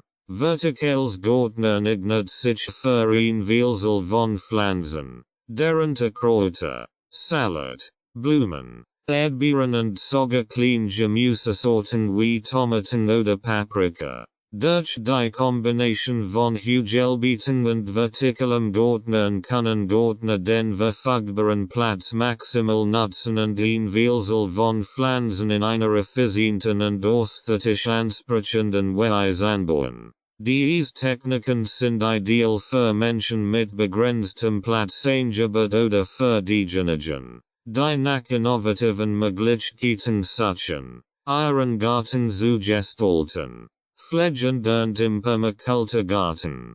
Die Pflegend und im Permakultur Garten folgt einem ganzheitlichen Ansatz, der darauf abzielt, das ökologische Gleichgewicht zu erhalten, die Bodenfruchtbarkeit zu verbessern und eine nachhaltige und zu fördern. Hier sind einige wichtige Aspekte der Pflegend und im Permakultur Garten. Bodenpflege. Regelmäßiges Mulchen. Mulchen sie den Boden regelmäßig mit organischen Materialien wie Stroh, Laub oder Grasschnitt, Feuchtigkeit zu speichern, Unkrautwachstum zu unterdrücken und die Bodenfruchtbarkeit zu erhöhen. Bodenbedeckung. Verwunden sie bedecken wie Gründungspflanzen oder Bedeckungspflanzen, den Boden vorherrschen zu schützen, die biologische Vielfalt zu fördern und Stickstoff im Boden zu fixieren. Kompostierung. Führen Sie regelmäßig Kompostierungsaktivitäten durch, organischen Abfall zu recyceln, die Bodenfruchtbarkeit zu erhöhen und das Wachstum der Pflanzen zu fördern. Wassermanagement. Effizient Bewässerung. Bewässern Sie den Garten effizient, indem Sie Methoden wie Tropfchenbewässerung, Tropfbewässerung oder Regenwassernutzung verwenden, Wasserverschwendung zu minimieren und gleichmäßig Feuchtigkeitsversorgung der Pflanzen sicherzustellen. Wasserspeicherung. Integrieren Sie Wasserspeicherungstechniken wie Regenwassersammelsystem, Tisch oder Swales, Regenwasser zu sammeln, zu speichern und zu nutzen, den Wasserbedarf des Gartens zu decken und die Bodenfeuchtigkeit zu erhalten. Pflanzenpflege. Mischkulturen. Kultivieren Sie Pflanzen in Mischkulturen, die biologische Vielfalt zu fördern, Schädlinge und Krankheiten zu reduzieren und die Nährstoffaufnahme zu optimieren. Pflanzenschutz. Implementieren Sie natürliche Schädlingsbekämpfungs- und Krankheitskontrollmethoden wie den Einsatz von Nützlingen, Begleitpflanzen oder biologischen Präparaten, das ökologische Gleichgewicht im Garten aufrechtzuerhalten und die Gesundheit der Pflanzen zu schützen. Beschneiden. Führen Sie regelmäßig Beschneidungsarbeiten durch, das Wachstum der Pflanzen zu fördern, die Luftzirkulation zu verbessern und die Ertrag zu steigern. Und kontinuierlich ernten Sie die Pflanzen kontinuierlich, sobald sie reif sind, den Ertrag zu maximieren und Platz für nachfolgende Anbaukulturen zu schaffen. Selective ernten Sie selektiv, reif Frucht oder Blätter zu ernten, die Pflanzen zu beschädigen, und lassen Sie unreif Frucht am Baum oder Strauch, den fortlaufenden Erntezyklus aufrechtzuerhalten. Saatgutsammlung. Sammeln Sie Samen von ausgeerhaltenen Pflanzen, ihren Saatgut zu produzieren und den Fortbestand von lokalen Sorten und Arten zu fördern.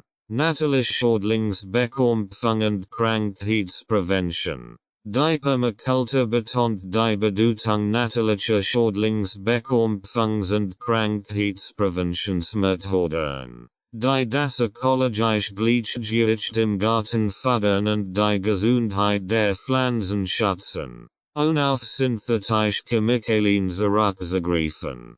Hier sind einige effektive Methoden für die natürliche Schädlingsbekämpfung und Krankheitsprävention. Förderung der Biodiversität. Ein vielfältige Pflanzen- und Tierwelt schafft ein gessundes Ökosystem, das natürlich Feind von Schädlingen und Krankheiten ansieht. Durch die Förderung von Biodiversität im Garten können Sie Nützlinge wie Marienkäfer, Sklapwespen, Raubwinsen und Vögel anlocken, die Schädlinge effektiv bekämpfen. Mischkulturen. Das Anbauen von Pflanzen in Mischkulturen, bei denen verschiedene Pflanzenarten miteinander kombiniert werden, kann das Risiko von Schädlingsbefall und Krankheitsausbrüchen verringern. Einige Pflanzenarten können Schädlinge abwehren oder Krankheiten unterdrücken, während andere von Natur aus widerstandsfähiger sind.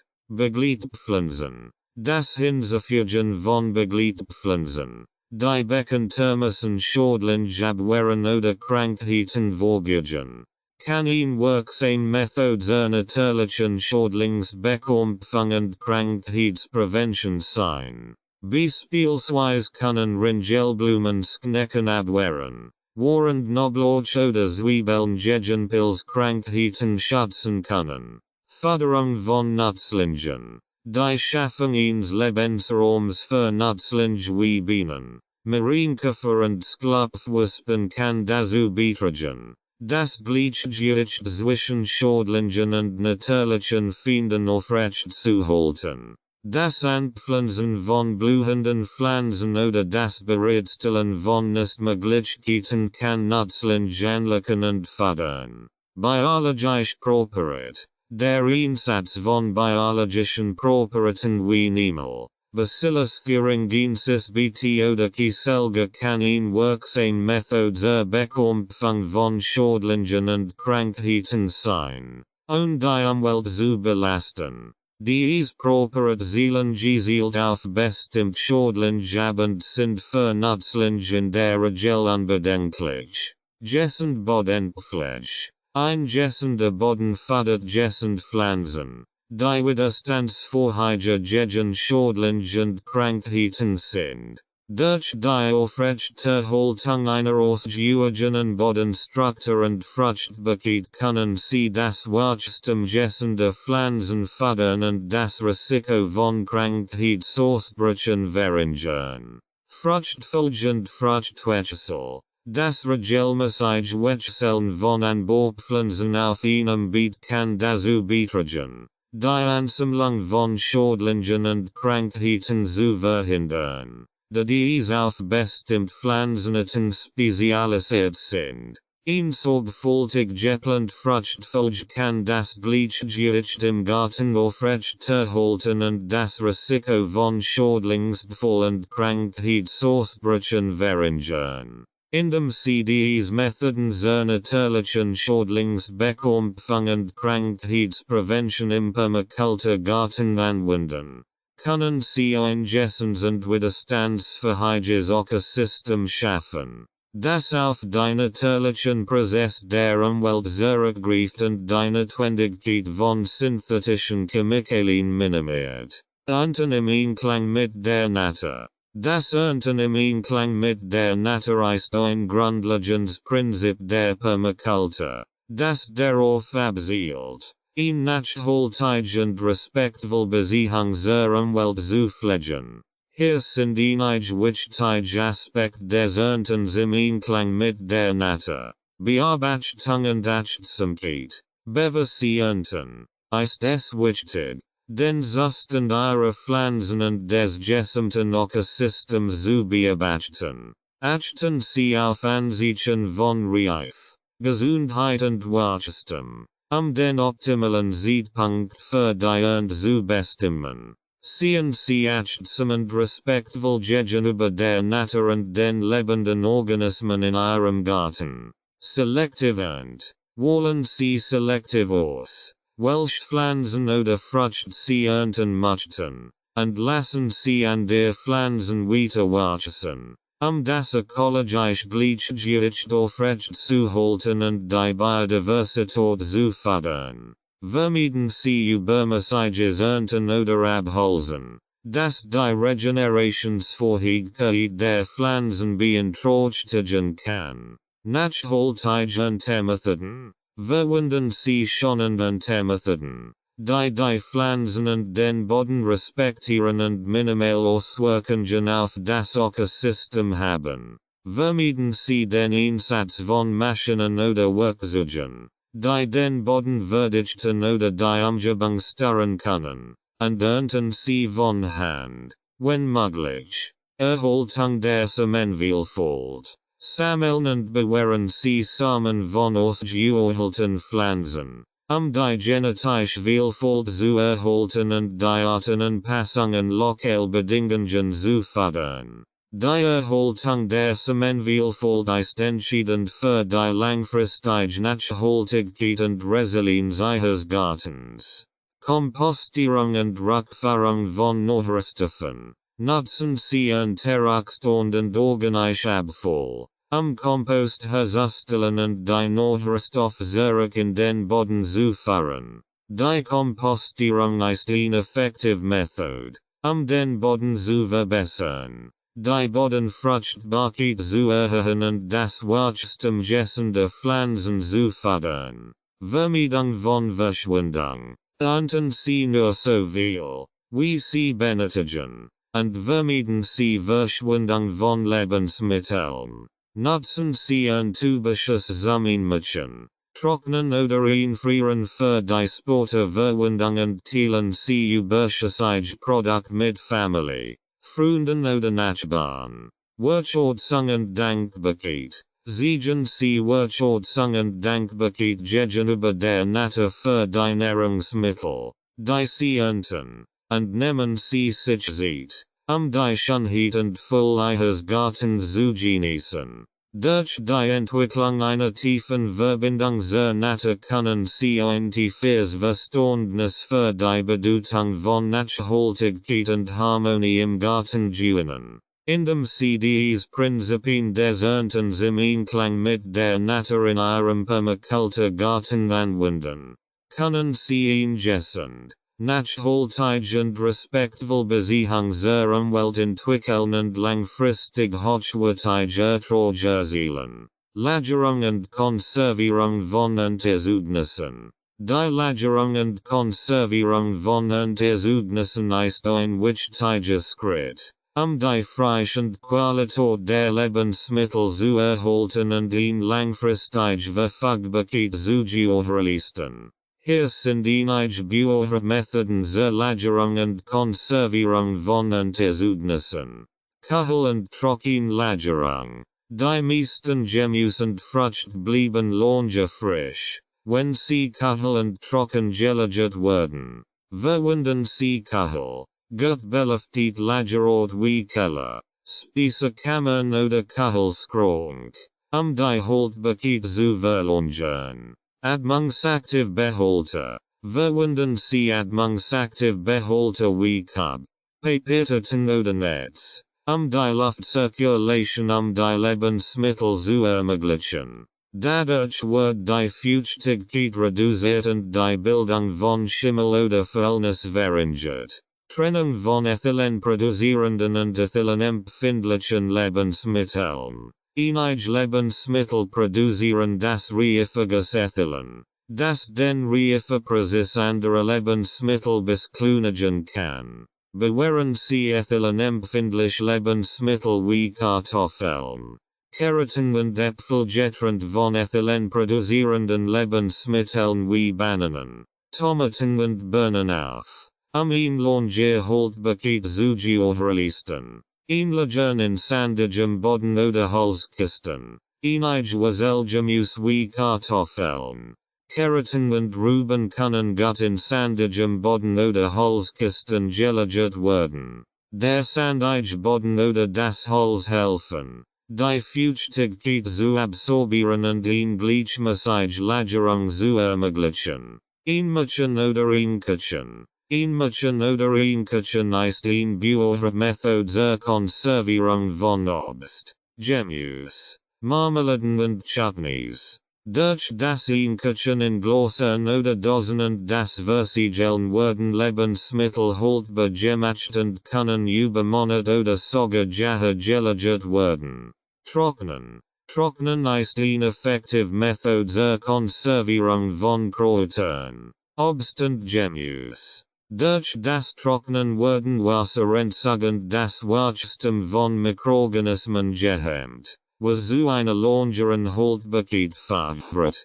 Verwenden sie einen der Automaten, ein Backblech im Ofen oder hangen sie Lebensmittel in der Luft trocken. Fermentieren. Fermentieren ist eine traditionelle Methode zur Konservierung von Lebensmitteln, die auch die Nährstoffe und den Geschmack erhält. Durch die Fermentation mit Hilfe von Mikroorganismen wie Bakterien oder Hefen können Gemüse, Milchprodukt und Getreideprodukt lang haltbar gemacht werden.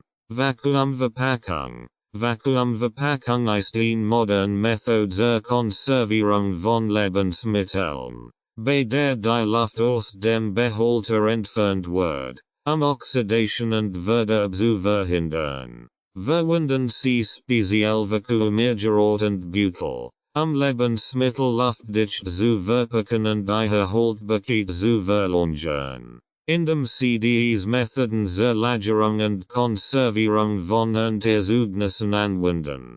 Können Sie sicherstellen, dass Ihr Lebensmittel lang frisch blieben und Sie das ganz Jahr über von Ihrer Regionen und genießen können. Permakultur im urbanen Umfeld. Permakultur im urbanen Umfeld, auch als Stadtteich Permakultur bekannt, ist die Anpassung der Prinzipien und Methoden der Permakultur an die Bedingungen und Herausforderungen stadtteicher Lebensraum. Trotz begrenzter Platzverhältnis und oft wenig natürlicher Umgebung bietet die Stadtteich Umgebung zahlreiche Möglichkeiten für die Umsetzung von Permakulturpraktiken. Hier sind einige Ansätze und Techniken für die Stadtteich Permakultur. Vertikales Gärtnern. Nutzen Sie vertikal Flächen wie Wand, Säulen, Balkon und Dächer, Pflanzen anzubauen. Vertikales Gärtnern ermöglicht es Ihnen, den begrenzten Raum optimal zu nutzen und ein Vielzahl von Pflanzen anzubauen, einschließlich Gemüse, Kräuter, Blumen und Zuckerobst. Gemeinschaftsgarten. Schließen Sie sich lokalen Gemeinschaftsgarten oder Urban Farming Projekten an, gemeinsam mit anderen Menschen Land zu nutzen und Lebensmittel anzubauen. Gemeinschaftsgarten fördern die soziale Interaktion, den Austausch von Wissen und Ressourcen und tragen zur Stärkung der Gemeinschaft bei. Balkongärtnerei. Verwandeln Sie Ihren Balkon oder Ihre Terrasse in einen kleinen Garten, indem Sie Pflanzbehälter, Hochbeet oder vertikal Pflanzsystem verwenden. Balkongärtnerei ermöglicht es Ihnen, frisches Gemüse, Kräuter und Blumen anzubauen, auch wenn Sie über begrenzten Platz verfügen. Dachgarten. Nutzen Sie ungenutzt Dachflächen für die Errichtung von Dachgarten. Dachgarten bieten nicht nur zusätzlichen Raum für den Anbau von Pflanzen, sondern können auch zur Verbesserung der städtischen Umwelt beitragen, indem sie zur Reduzierung von Hitzeinzeln, Verbesserung der Luftqualität und Erhaltung der Biodiversität beitragen. Guerilla Gardening. Engagieren Sie sich in Guerilla Gardening Aktivitäten, indem Sie ungenutzt oder vernachlässigt Flächen im städtischen Raum bepflanzen. Guerilla Gardening Projekt tragen zur Verschönerung des städtischen Raums bei, fördern die lokale Nahrungsmittelproduktion und sensibilisieren die Menschen für die Bedeutung von Grundflächen in der Stadt. Permakultur Design für Stadttosen. Gestalten Sie Ihren eigenen Garten oder Hinterhof nach den Prinzipien der Permakultur. Durch die Integration von Elementen wie Regenwassernutzung, Kompostierung, Mischkulturen, Nutzlingshabitaten und Lebensraum für die lokale Tierwelt können Sie einen nachhaltigen und produktiven Garten schaffen, der die ökologische Vielfalt fördert und Lebensmittel vor Ort produziert. Stadtteich Landwirtschaftsinitiativen. Unterstützen Sie Stadtteich Landwirtschaftsinitiativen, die sich für die Förderung von stadtteicher Landwirtschaft und Nahrungsmittelproduktion einsetzen. Diese Initiativen können dazu beitragen, den Zugang zu frischen, lokalen Lebensmitteln zu verbessern, die Nahrungsmittelsicherheit zu erhöhen und die ökologische Nachhaltigkeit in städtischen Gebieten zu fördern. Durch die Anwendung von Permakulturprinzipien im urbanen Umfeld können Menschen dazu beitragen, nachhaltiger und widerstandsfähiger Städte zu schaffen, die im Einklang mit der Natur und den Bedürfnissen ihrer Bewohner stehen. Vertikales Gärtnern auf Balkonen und Dächern. Vertikales Gärtnern auf Balkonen und Dächern ist eine effektive Methode, den begrenzten Platz in städtischen Umgebungen optimal zu nutzen und ein Vielzahl von Pflanzen anzubauen. Hier sind einige Tipps und Techniken für vertikales Gärtnern auf Balkonen und Dächern. Vertikal Pflanzsystem. Verwenden Sie vertikal Pflanzsystem wie Wandgärten. Vertikal Regal. Horngend Pflanzgefors oder Pflanzentischen. Pflanzen und Wanden oder Gelanden anzubringen.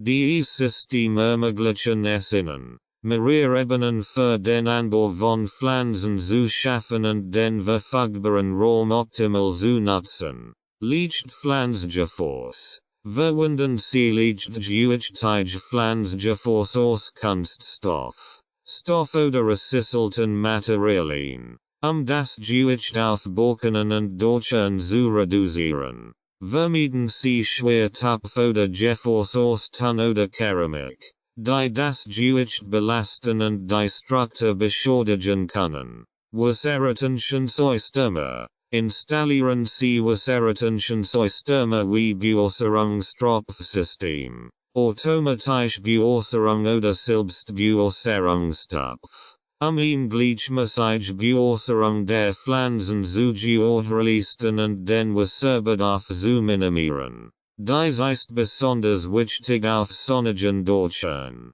wo Pflanzen schneller austrocknen können. Lichtverhältnis beachten. Berücksichtigen Sie die Lichtverhältnis auf Ihrem Balkon oder Dach und wählen Sie Pflanzen aus, die den Lichtbedarf erfüllen. Platzieren Sie sonnenliebend Pflanzen an sonnigen Standorten und schattenverträglich Pflanzen an schattigen Standorten, optimal Wachstumsbedingungen zu schaffen. Kletterpflanzen und Rankgitter. Nutzen Sie Kletterpflanzen wie Bohnen, Erbsen, Gurken oder Weinreben, Vertikalstrukturen wie Rankgitter, Spalier oder Bambusstangen zu erklimmen. Diese Pflanzen können vertikal wachsen und bieten zusätzlichen Sichtschutz zu Ihnen reichend. Kräuter und Salat anbauen. Kräuter und Salat eignen sich hervorragend für den Anbau in vertikalen Systemen auf Balkonen und Dächern, da sie wenig Platz benötigen und schnell wachsen. Wählen Sie ein Vielzahl von Kräutern wie Basilikum, Petersilie, Minz, Thymian und Salaten wie Rucola, Spinat oder Feldsalat für kontinuierliche Ernten. Sichere Befestigung. Achten Sie darauf, dass die vertikalen Pflanzsysteme sicher und stabil befestigt sind, insbesondere auf windigen Dächern oder Balkonen in höheren Etagen. Verwenden Sie robuste Halterungen, Wandanker oder Geländebefestigungen, sicherzustellen, dass die Pflanzgefors fest an Ort und Stelle bleiben. Durch vertikales Gärtnern auf Balkonen und Dächern können Sie den verfügbaren Raum optimal nutzen und ein grünes und staudtischen Umgebungen schaffen. Mit den richtigen Techniken und Pflanzenauswahlen können Sie ein reichend und frischen Kräutern, Gemüse und Blumen genießen, auch wenn Sie über begrenzten Platz verfügen. Gemeinschaftsgarten und staudtische Landwirtschaftsprojekt. Gemeinschaftsgarten und staudtische Landwirtschaftsprojekt sind wichtige Bestandteil der staudtischen Permakultur, die Gemeinschaften zusammenbringen, den Zugang zu frischen Lebensmitteln verbessern und die ökologische Nachhaltigkeit fördern. Hier sind einige Schlüsselaspekte und Vorteile von Gemeinschaftsgarten und staudtischen Landwirtschaftsprojekten. Gemeinschaftliche Nutzung von Land. Gemeinschaftsgarten bieten den Bewohnern eines Viertels oder einer Gemeinde die Möglichkeit, gemeinsam Land zu nutzen und Lebensmittel anzubauen, indem sie Ressourcen und Fähigkeiten teilen. Können die Mitglieder der Gemeinschaft einen produktiven Garten schaffen, der allen zugutekommt. Soziale Interaktion und Gemeinschaftsbildung. Gemeinschaftsgarten fördern die soziale Interaktion, den Austausch von Wissen und Erfahrungen und den Aufbau von Gemeinschaftsgeist. Durch gemeinsame Aktivitäten wie Gartenarbeit, Ernst und fest können die Mitglieder der Gemeinschaft zusammenwachsen und Beziehungen aufbauen. Bildung und Erfahrungsaustausch. Gemeinschaftsgruppen bieten eine hervorragende Plattform für Bildung und Erfahrungsaustausch über Themen wie ökologische Landwirtschaft, Nachhaltigkeit, Ernährung und gesunde Lebensweise. Durch Workshops, Schulungen und Informationsveranstaltungen können die Mitglieder der Gemeinschaft ihr Wissen erweitern und neue Fähigkeiten erlernen. Verbesserung der Nahrungsmittelsicherheit. Gemeinschaftsgruppen tragen zur Verbesserung der Nahrungsmittelsicherheit bei, indem sie den Zugang zu frischen, gesunden Lebensmitteln in städtischen Gebieten erhöhen. Indem die Menschen ihre Gens Gemüse, Obst und Kräuter anbauen, können sie unabhängig von industriell produzierten Lebensmitteln werden und eine nachhaltige Ernährung fördern. Umweltschutz und Biodiversität. Gemeinschaftsgruppen tragen zum Umweltschutz und zur Erhaltung der Biodiversität bei, indem sie ökologische Anbaumethoden fördern. Den Einsatz von Chemikalien reduzieren und Lebensraum für lokale Pflanzen und Tierarten schaffen. Durch die Integration von Elementen wie Kompostierung, Regenerationnutzung und natürlichen Lebensräumen können Gemeinschaftsgruppen zu einer gesünderen und nachhaltigeren Umwelt beitragen. Stärkung der lokalen Wirtschaft. Gemeinschaftsgruppen können zur Stärkung der lokalen Wirtschaft beitragen, indem sie den Verkauf von lokalen Produkten fördern. Lokal Arbeitsplätze schaffen und die Wertschöpfungskette für Lebensmittelproduktion und Vertrieb stärken. Stadtverschönerung und Lebensqualität. Gemeinschaftsgruppen tragen zur Verschönerung städtischer Räume bei und erhöhen die Lebensqualität der Bewohner, indem sie Grünhäuser in städtischen Umgebungen schaffen, die zum Entspannen, Erholen und Genießen der Natur einladen. Gemeinschaftsgruppen und städtische Landwirtschaftsprojekte sind wichtige Instrumente zur Förderung der nachhaltigen Entwicklung und zur Schaffung lebendiger, widerstandsfähiger und sozial gerechterer städtischer Gemeinschaften. Durch die Zusammenarbeit und das Engagement der Gemeinschaft können diese Projekte einen positiven Beitrag zur Verbesserung der Lebensqualität und zum Aufbau einer nachhaltigeren Zukunft leisten. Integration von Permakulturprinzipien in den Alltag. Die Integration von Permakulturprinzipien in den Alltag ermöglicht es Menschen, nachhaltige Lebensweisen zu führen, die im Einklang mit der Natur stehen und das ökologische Gleichgewicht fördern. Hier sind einige Möglichkeiten, wie Permakulturprinzipien in den Alltag integriert werden können. Gartenprojekt. Selbst auf begrenztem Raum wie einem Balkon oder einer Fensterbank können Sie einige Permakulturprinzipien anwenden, indem Sie Kräuter, Gemüse oder Blumen in Pflanzgefäßen anbauen. Nutzen Sie Regenwasser zum Gießen. Kompostieren Sie Küchenabfall und achten Sie auf Vielfalt und Mischkulturen. Nutzung lokaler Ressourcen. Reduzieren Sie Ihren ökologischen Fußabdruck, indem Sie lokale Ressourcen nutzen. Kaufen Sie Lebensmittel von lokalen Bauernmärkten oder unterstützen Sie Lokalproduzenten. Nutzen Sie öffentliche Verkehrsmittel, Fahrräder oder gehen Sie zu Fuß, CO2-Emissionen zu reduzieren. Energieeffizienz. Reduzieren Sie Ihren Energieverbrauch, indem Sie Energiesparen Gerard verwenden. Das Licht ausschalten, wenn es nicht benötigt wird, und alternative Energiequellen wie Solarenergie oder Windenergie in Betracht ziehen. Reduzieren Sie auch Ihren Wasserverbrauch durch sparsamen Einsatz und Nutzung von Regenwasser. Abfallvermeidung und Recycling. Vermeiden Sie überflüssige Verpackungen und ein Wegprodukt, dem sie wieder verwendbar behalten und Taschen verwenden und Produkt in größeren Mengen kaufen. Trennen und recyceln sie Abfall, und verwenden sie organisch Abfall zur Kompostierung, Nordrostoff zurück in den Boden zu fahren.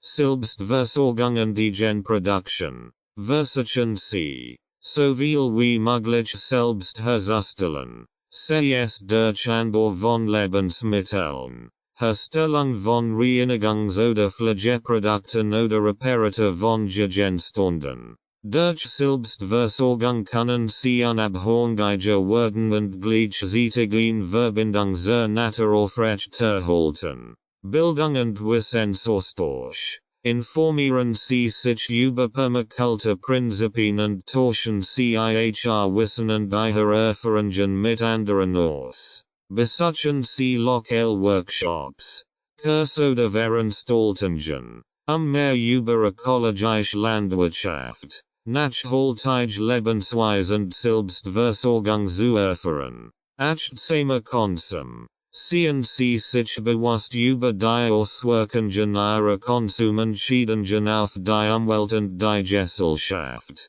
Kaufen Sie qualitativ hochwertige Produkte, die langlebig sind und unter fairen Bedingungen hergestellt werden.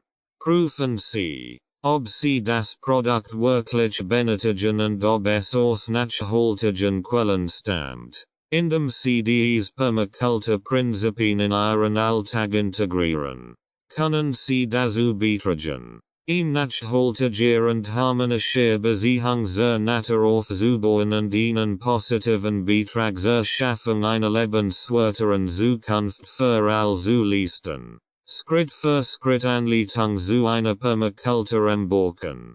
Hier ist ein Schritt für Schritt Anleitung zur Umsetzung einer Permakultur auf Ihrem Balken.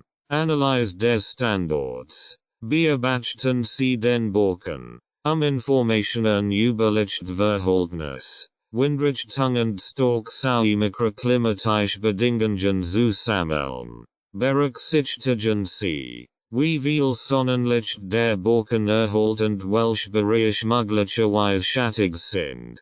Bestimmung der Bedürfnisse und Ziel. Überlegen Sie, welche Ziel Sie mit Ihrer Balkenpermakultur erreichen möchten. Möchten Sie Lebensmittel anbauen, Lebensraum für Wildtier schaffen oder einfach nur ein Grünhaus schaffen, sich zu entspannen? Identifizieren Sie Ihre Prioritäten und Bedürfnisse. Planung und Design. Entwerfen Sie einen Plan für Ihren Balkongarten, der Ihr Ziel, Bedürfnis und die Eigenschaften des Standorts berücksichtigt. Berücksichtigen Sie dabei Elemente wie pflanzliche Force, Vertikalstrukturen, Wasserversorgung, Bodenverbesserung und Auswahl der Pflanzen. Auswahl der Pflanzen. Wählen Sie Pflanzen aus, die den Licht- und Platzverhältnissen Ihres Balkons entsprechen und Ihr Ziel unterstützen. Berücksichtigen Sie dabei die ökologischen Bedürfnisse der Pflanzen sowie deren Funktionen im Ökosystem. Wie ZB. Nahrung für Insekten oder Schutz vor Wind. Beschaffung von Materialien. Stellen Sie sicher, dass Sie all benötigten Materialien und Werkzeuge zur Verfügung haben. Einschließlich pflanzlicher Force, Samen oder Setzlinge. Werkzeuge zum Umpflanzen und Bewässern sowie gegebenenfalls Baustoff für Vertikalstrukturen. Vorbereitung des Balkens. Reinigen Sie den Balken gründlich und überprüfen Sie, ob die Struktur stabil ist und das Gewicht der pflanzliche Force tragen kann. GGF.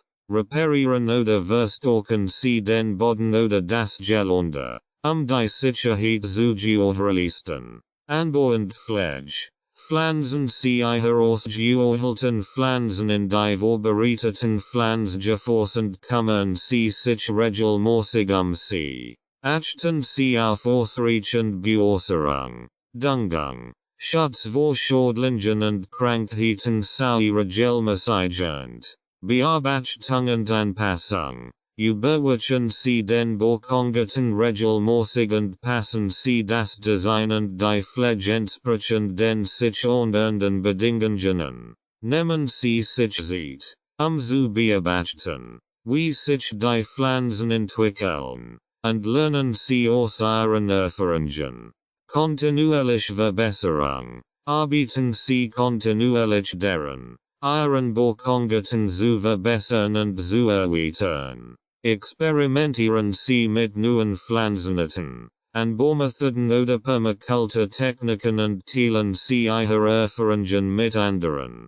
Indem sie die Schritt befolgen und Permakultur-Prinzipien auf ihrem Bocken anwenden, können sie einen produktiven, nachhaltigen und ansprechenden Garten schaffen, der ihre Lebensqualität verbessert und ihnen positiven Beitrag zur Umwelt leistet. Schritt für Schritt Anleitung zu einer Permakultur im Garten.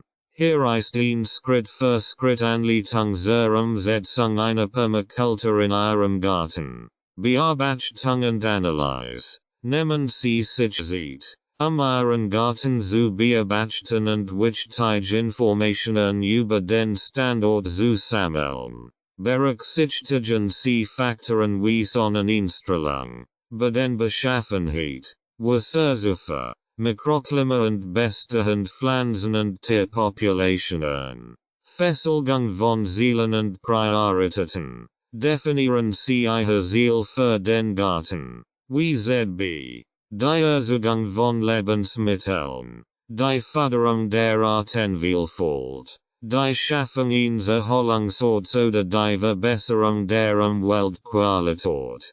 Priorisieren Sie die Ziel entsprechend Ihrer persönlichen Vorlieben und Bedürfnis. Design und Planung. Entwerfen Sie einen Gartenplan, der die Prinzipien der Permakultur berücksichtigt, wie ZB, Vielfalt, Function und Resilienz. Integrieren Sie Element wie Hochbeet, Kompostbereich, Wasserstrukturen, Beet, und Lebensraum für Nützlichtiere. Bodenverbesserung. Analysieren Sie den Boden Ihres Gartens und ergreifen Sie Maßnahmen zur Verbesserung der Bodenqualität. Wie ZB. Kompostierung, Mulchen, Grunddüngung und Anwendung von organischen Düngemitteln. Ein gesunder Boden bildet die Grundlage für ein erfolgreiches Permakultursystem. Pflanzenauswahl und Anbau. Wählen Sie Pflanzenarten aus, die den örtlichen Bedingungen und den Prinzipien der Permakultur entsprechen. Wie ZB. Einheimische Pflanzen, majorige Pflanzen, Mischkulturen und Begleitpflanzen. Pflanzen Sie Ihre Pflanzen so an, dass sie von synergistischen Beziehungen profitieren und sich gegenseitig unterstützen. Integration von Tieren. Erwägen Sie die Integration von Tieren in Ihren Garten. Wie ZB. Hühner, Bienen, Enten oder Fisch. Tiere können wichtige Funktionen im Ökosystem erfüllen. Wie ZB. Unkrautbekämpfung, Bestäubung, Schädlingskontrolle und Düngung. Wassermanagement. Implementieren Sie Wassermanagementsystem, die Wasserversorgung in Ihrem Garten zu optimieren und Regenwasser effizient zu nutzen. Nutzen Sie Techniken wie Regenwassersammlung, Mulchen, Tropfbeäußerung und Swales, Wasser zu speichern, zu leiten und zu verteilen.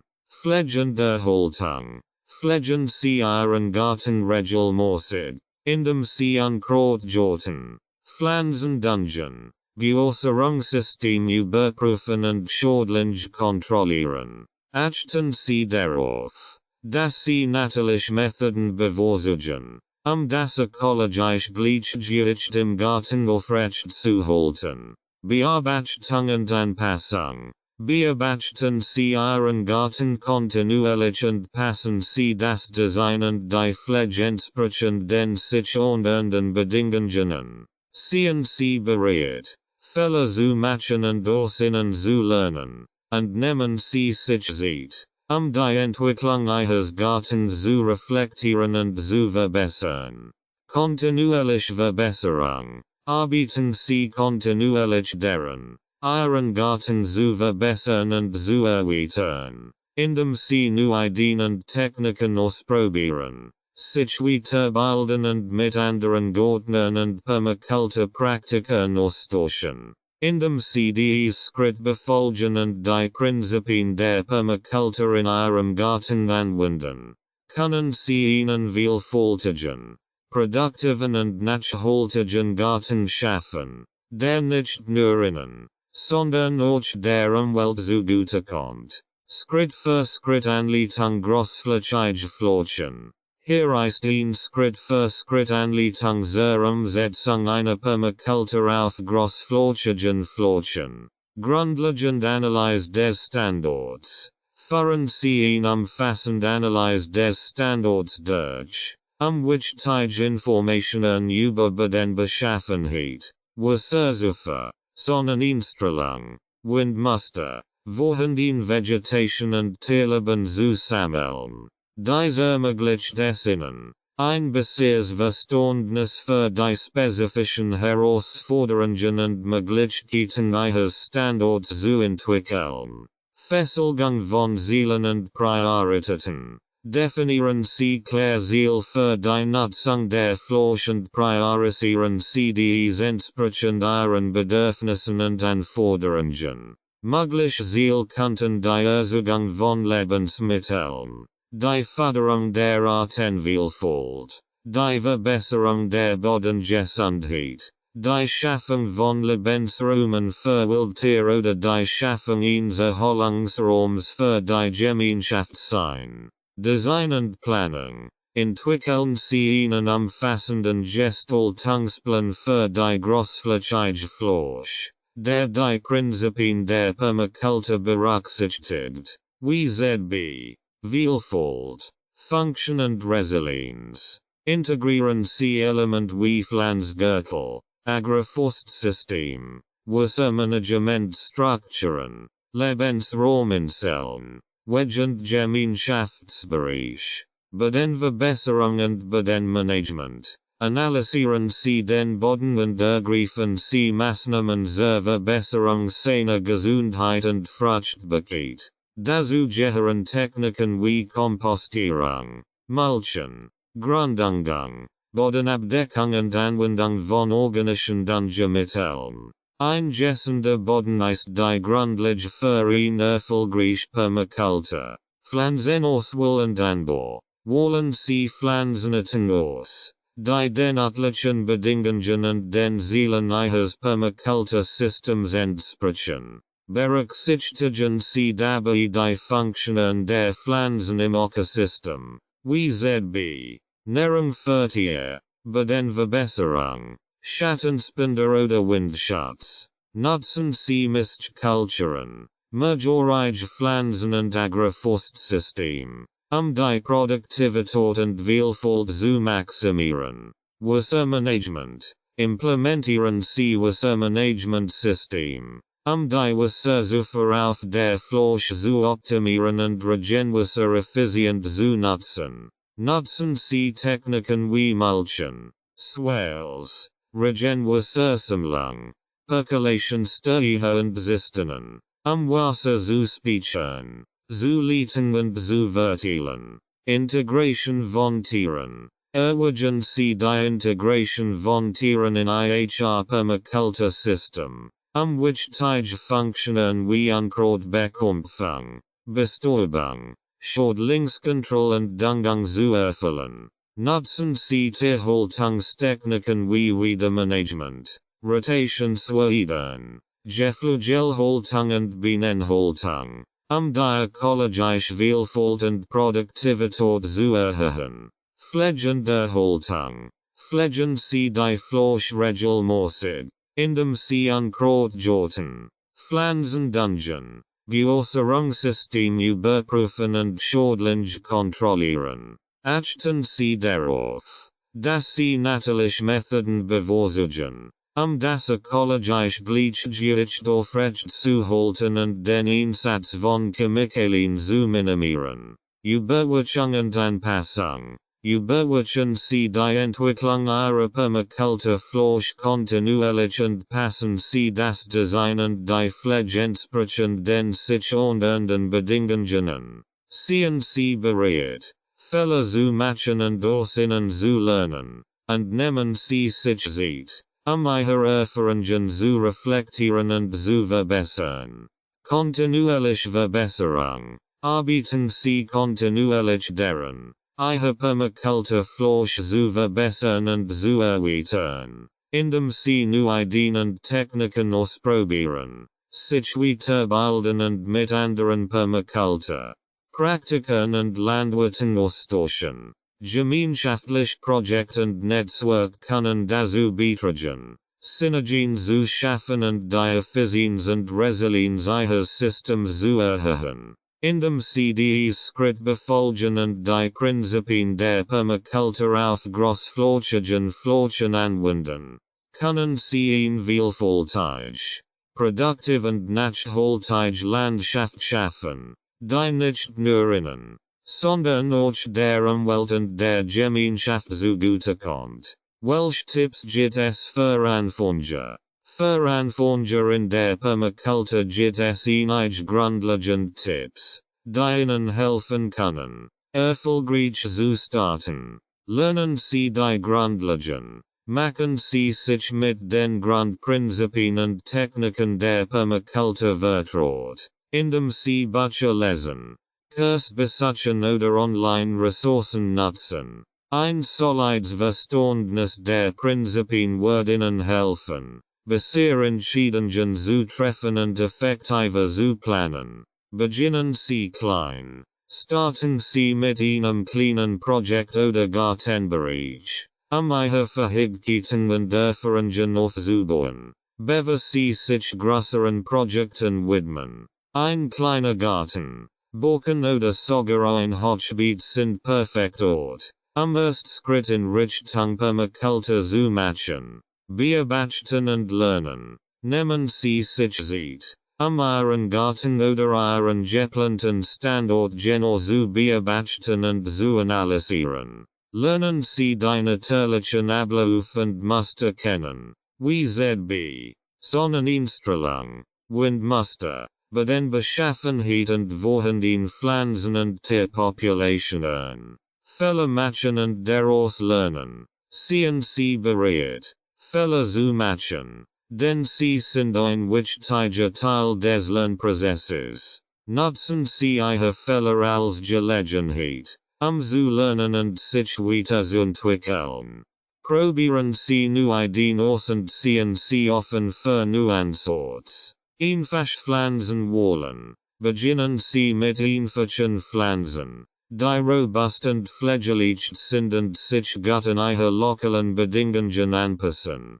Kräuter, Salat, majorige Gemüsesorten und einheimische Pflanzen sind gute Optionen für Anfänger. Mischkulturen anlegen. Experimentieren Sie mit Mischkulturen, indem Sie verschiedene Pflanzenarten zusammen anbauen, die Vielfalt und Produktivität Ihres Gartens zu erhöhen. Mischkulturen können auch dazu beitragen, Schädlinge und Krankheiten zu reduzieren und den Boden zu verbessern. Bodenpflege. Achten Sie auf die Gesundheit Ihres Bodens, indem Sie organische Materialien wie Kompost und Mulch hinzufügen, den Boden nicht übermäßig starren und auf chemische Düngemittel verzichten. Ein gesunder Boden ist die Grundlage für ein erfolgreiches Permakultursystem. Gemeinschaft und Austausch. Suchen Sie nach Gleichgesinnten und tauschen Sie sich mit anderen Permakulturpraktikern und Interessenten aus. Gemeinschaftsgarten. Lokaltreffen und Online-Foren sind gute Möglichkeiten, sich zu vernetzen und voneinander zu lernen. Geduld haben. Permakultur ist ein langfristiger Prozess, der Zeit, Geduld und Engagement erfordert. Sie geduldigend geben sie ihrem Garten sieht, sich zu entwickeln und zu gediehen. Jedes Schritt, den sie unternehmen, bringt sie nahe zu einem nachhaltigen und produktiven System. Kontinuierlich lernen und verbessern. Bleiben sie offen für neue Ideen und Techniken und setzen sie sich kontinuierlich mit ihrem Garten und ihrem Permakultur-System auseinander. Seien sie bereit, ihr Wissen und ihre Fähigkeiten zu erweitern, und nehmen sie sich Zeit, ihre Erfahrungen zu reflektieren und zu verbessern. Indem sie diese Tipps befolgen und ihre eigene Erfahrung sammeln, werden sie nach und nach ein erfahrener Permakultur-Praktiker werden und ihren Garten in ein florierend nachhaltiges verwandeln. Welche Mischkulturen sind für Anfänger geeignet? Für Anfänger in der Permakultur sind einige Mischkulturen besonders geeignet, da sie einfach zu pflegen sind und sich gegenseitig positiv beeinflussen. Hier sind einige Beispiele. Tomaten, Basilikum und Tagetes. Diese Mischung ist eine klassische Kombination. Die Tomaten und Basilikum gut miteinander auskommen und sich gegenseitig vor Schädlingen schützen. Tagetes, Studentenblumen, können euch helfen, Schädlinge fernzuhalten und den Boden zu verbessern. Karotten, Zwiebeln und Radieschen. Diese Mischung ist einfach zu pflegen und ermöglicht eine effiziente Nutzung des Platzes im Beet. Karotten und Zwiebeln wachsen gut zusammen und stören sich nicht gegenseitig im Wachstum. Radieschen können als Frucht angebaut werden und helfen, den Boden aufzulockern. Mais, Bohnen und Kürbis. Diese traditionell nordamerikanische Mischkultur wird oft als drei Schwestern bezeichnet. Mais bietet ein natürliches Stutz für die Bohnen, während die Bohnen Stickstoff fixieren und den Boden verbessern. Der Kürbis wächst am Boden und bedeckt den Boden, was das Unkrautwachstum reduziert und die Bodenfeuchtigkeit erholt. Sellerie, Lauch und Möhren. Diese Kombination von Gemüse ist pflegeleicht und ergänzt sich gut aufgrund ihrer unterschiedlichen Wurzeltiefen und Wachstumsgewohnheiten. Sellerie benötigt viel Feuchtigkeit und profitiert von der Schattierung durch den Lauch, während Möhren tief im Boden wachsen und sich gut mit den anderen Pflanzen vertragen. Spinat, Salad und Radieschen. Diese Mischung eignet sich gut für den Anbau von Blattgemüse und ist schnell wachsend und erträglich. Spinat und Salad werden fragmentiert, während die Radieschen als Schnellfrucht dienen und den Platz für die anderen Pflanzen freigeben. Petersilie, Knoblauch und Tomaten. Diese Mischung aus Kräutern und Gemüse ergänzt sich gut und bietet ein Vielzahl von kulinarischen Möglichkeiten. Knoblauch kann Schädlinge abwehren, während Petersilie den Boden verbessert und Tomaten vor bestimmten Krankheiten schützt. Diese Mischkulturen sind nur einige Beispiele, aber es gibt viel weitere Kombinationen, die erfolgreich sein können. Experimentieren Sie mit verschiedenen Pflanzen und beobachten Sie, wie sie sich gegenseitig beeinflussen. Mit der Zeit werden Sie herausfinden, welche Mischkulturen am besten für Ihren Garten und Ihr Bedürfnis geeignet sind. Was sind die meisten Fälle? Bei der Umsetzung von Permakultur können verschiedene Fälle auftreten, insbesondere für Anfänger. Hier sind einige häufige Fälle, die vermieden werden sollten. Mangelnde Beobachtung und Analyse. Ein häufiger Fehler ist es, nicht genügend Zeit darauf zu verwenden, den Standort genau zu beobachten und zu analysieren. Dies kann dazu führen, dass wichtige Informationen übersehen werden, die für die Planung und Gestaltung des Gartens entscheidend sind. über sich Boden Bearbeitung. Das über sich Bearbeiten des Bodens kann zu einer Störung des Bodenlebens und einer Verschlechterung der Bodenstruktur führen. Stattdessen sollte der Boden so wenig wie möglich gestört und mit organischen Materialien wie Mulch und Kompost abgedeckt werden, die Bodengesundheit zu fördern. Falschpflanzenauswahl. Die Auswahl von Pflanzen, die nicht gut an die örtlichen Bedingungen angepasst sind oder sich nicht gut miteinander vertragen, kann zu Problemen im Garten führen. Es ist wichtig, Pflanzen auszuwählen, die den Standortanforderungen entsprechen und sich gegenseitig ergänzen. Ausreichend Pflege und Wartung. Vernachlässigung des Gartens und ausreichend Pflege können zu einem Rückgang der Produktivität und Gesundheit der Pflanzen führen. Regelmäßige Bewässerung, Düngung, Unkrautbekämpfung und Schädlingskontrolle sind wichtig, den Garten gesund zu halten. Nicht genügend Geduld. Permakultur ist ein langfristiger Prozess, der Zeit und Engagement erfordert. Ein häufiger Fehler ist es, zu erwarten, das Ergebnis sofort sichtbar werden, und die Geduld zu verlieren, wenn dies nicht der Fall ist. Es ist wichtig, geduldig zu sein und sich bewusst zu machen, dass wir anderen Zeit brauchen, sich zu entwickeln. Mangelnde Anpassungsfähigkeit. Ein weiterer Fehler ist es, sich zu sehr auf einen bestimmten Plan zu verstiefen und nicht flexibel genug zu sein, auf sich und Bedingungen zu reagieren. Es ist wichtig, offen für neue Ideen zu sein und bereit zu sein, den Garten entsprechend anzupassen. Fällen Gemeinschaft und Unterstützung. Permakultur ist ein Gemeinschaftsbewegung, und es ist wichtig, sich mit anderen Gärtnern und Permakulturpraktikern auszutauschen, Wissen und Erfahrungen zu teilen und sich gegenseitig zu unterstützen. Ein Fehler ist es, sich isoliert zu fühlen und nicht von der Unterstützung anderer zu profitieren. Indem dies Fehler vermieden werden und stattdessen auf Praktiken und Prinzipien der Permakultur zurückgegriffen wird, können Anfänger erfolgreich und produktiv Permakulturgärten schaffen. Welche Pflanzen passen zusammen Permakultur? In der Permakultur werden Pflanzen oft nach ihrer Fähigkeit ausgewählt, sich gegenseitig zu unterstützen und Synergien zu schaffen. Diese Kombinationen können helfen, Schädlinge abzuwehren, die Bodengesundheit zu verbessern, die Biodiversität zu fördern und die Ertrag zu steigern.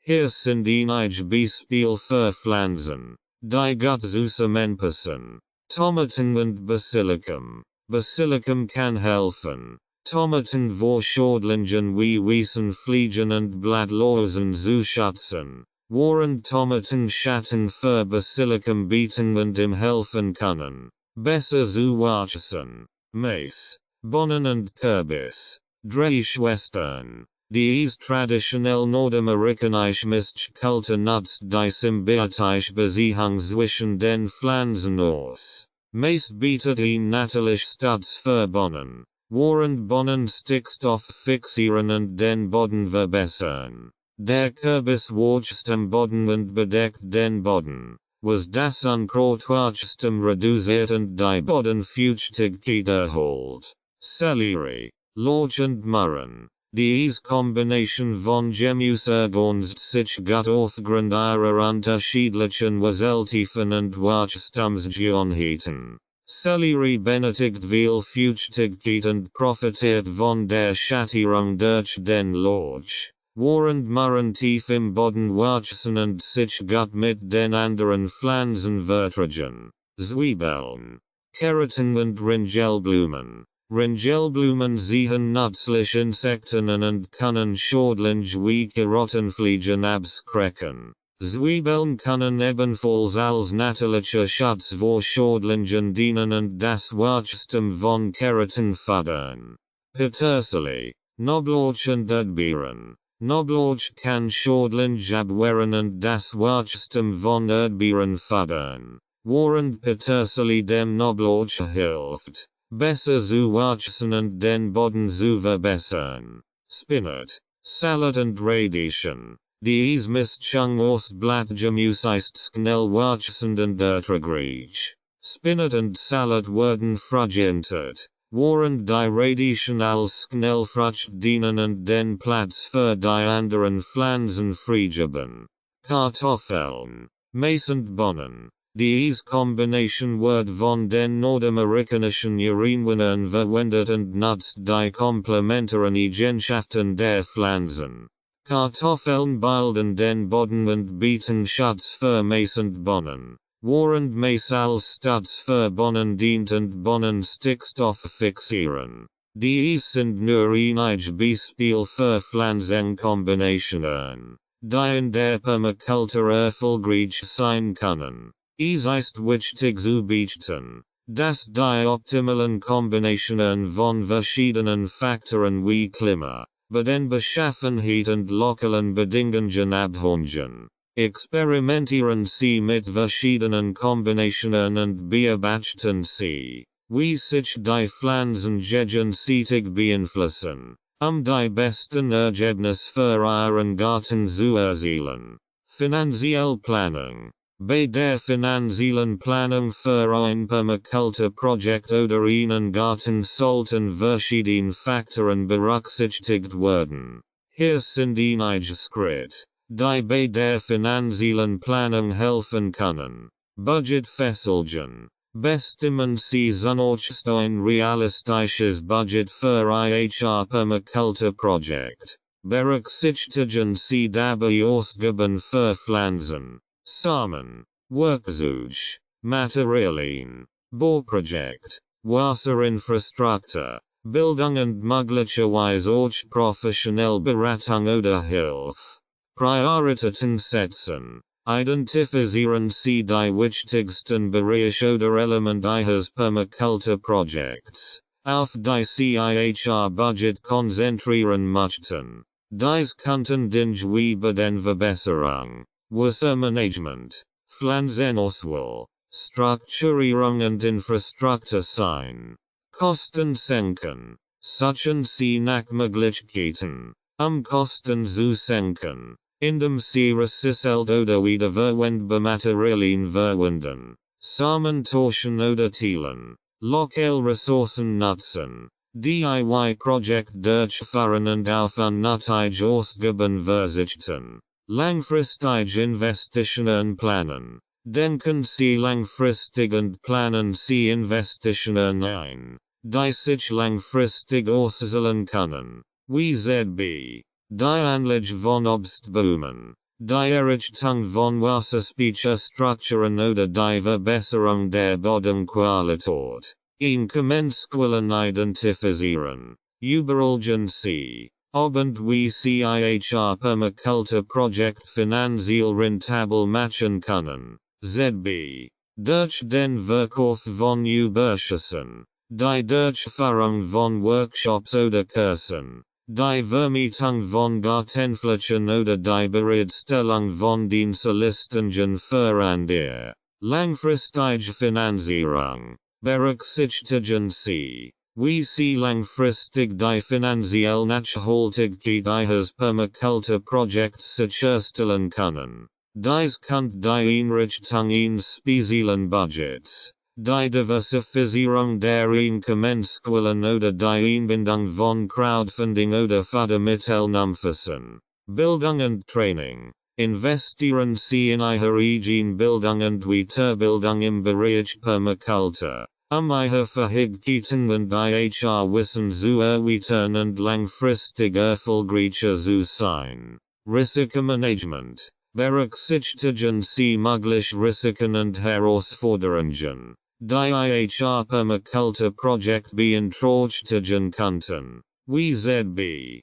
Extremwetterereignis. Schordlingstvoll oder Krankheiten. Entwickeln Sie Strategien zur Risikominderung und stellen Sie sicher, dass Sie finanziell Reserven haben, Unvorhergesehene Hinausgaben abzudecken. Monitoring und Anpassung. Überwachen Sie regelmäßig Ihre finanzielle Situation und passen Sie Ihre Planung entsprechend sicherzustellen, dass Sie auf Kurs bleiben und Ihr Ziel erreichen. Gemeinschaftliche Ressourcen nutzen. Nutzen Sie die Unterstützung und Ressourcen in Ihrer lokalen Gemeinschaft, indem Sie sich mit anderen Gärtnern und Permakulturpraktikern austauschen. Samen und Pflanzen teilen oder gemeinsam Projekt durchführen.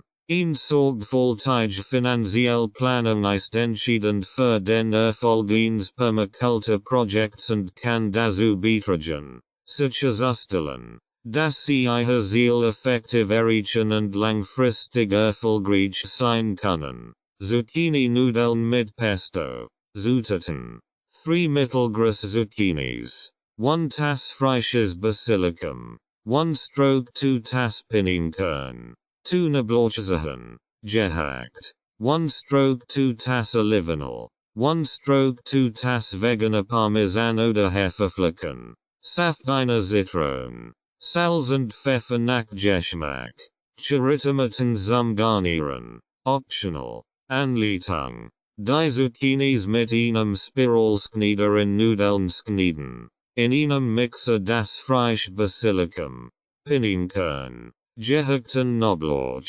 Olivenöl, veganen Parmesan oder Heferflocken, Zitronensaft, Salz und Pfeffer zu einem Pesto verarbeiten. Die Zucchini-Nudeln in eine große Schüssel geben und das Pesto darüber gießen. Als gut vermengen, bis die Zucchini-Nudeln gleichmäßig mit Pesto überzogen sind. Mit Charitomaten garnieren. Falls gewünscht. Diese 3 Rezepte sind nicht nur lecker, sondern auch vegan und bieten ein Mensch Geschmack und Vielfalt auf dem Teller. Guten Appetit. Broccoli Course Nuggets. Zutaten: 2 Tassen frischer Broccoli, fein gehackt. 1 Tass pflanzlicher Cheddar Course, gerieben. 1 Stroke 2 Tass Panimel, vegan. 1 Stroke 4 Tass veganer Parmesan oder Heferflocken. 1 Knoblauchzeh, gehackt. 1 Teelöffel Paprikapulver. Salz und Pfeffer nach Geschmack. 2 Esslöffel pflanzliche Milch, ZB. Mandelmilch. 1 Stroke 4 Tass Mehl, ZB. Kichererbsenmehl, zum Binden. Pflanzenöl zum Braten. Anleitung: in einer großen Schüssel den gehackten Brokkoli, veganen Cheddar Course, Panimel, veganen Parmesan, gehackten Knoblauch, Paprikapulver, Salz und Pfeffer vermengen. Die pflanzliche Milch hinzufügen und erneut vermengen. Dadurch wird die Mischung klebrig. Das Mehl hinzufügen und gut unterrühren, die Mischung weiter zu binden. Aus der Mischung kleine Nuggets oder Patties formen. In einer Pfanne Pflanzenöl erhitzen und die Brokkoli-Course Nuggets bei mittlerer Hitze von beiden Seiten goldbraun braten. Auf Papiertüchern abtropfen lassen, überschüssiges Öl zu entfernen. Die Brokkoli-Course Nuggets heiß servieren. Sie sind ein köstlicher Snack oder ein billig, nusspreige Kartoffelsknitz. Zutaten: 4 große Kartoffeln, gewaschen und in Sknitz geschnitten.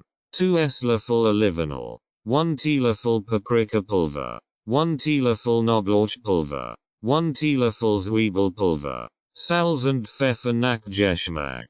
Frisch Petersilie oder Rosmarin zum Garnieren. Optional. Anleitung: den Ofen auf 220 Grad Celsius vorheizen und ein Backblech mit Backpapier oilgen. Die Kartoffelsknitz in eine große Schüssel geben und mit Olivenöl, Paprikapulver, Knoblauchpulver, Zwiebelpulver, Salz und Pfeffer vermengen, bis die Kartoffeln gut gewürzt sind. Die Gewürzten Kartoffelsknits auf dem vorbereiteten Backblech ausbreten. Die Kartoffeln etwa 25-30 Minuten im Ofen backen, bis sie goldbraun und knusprig sind.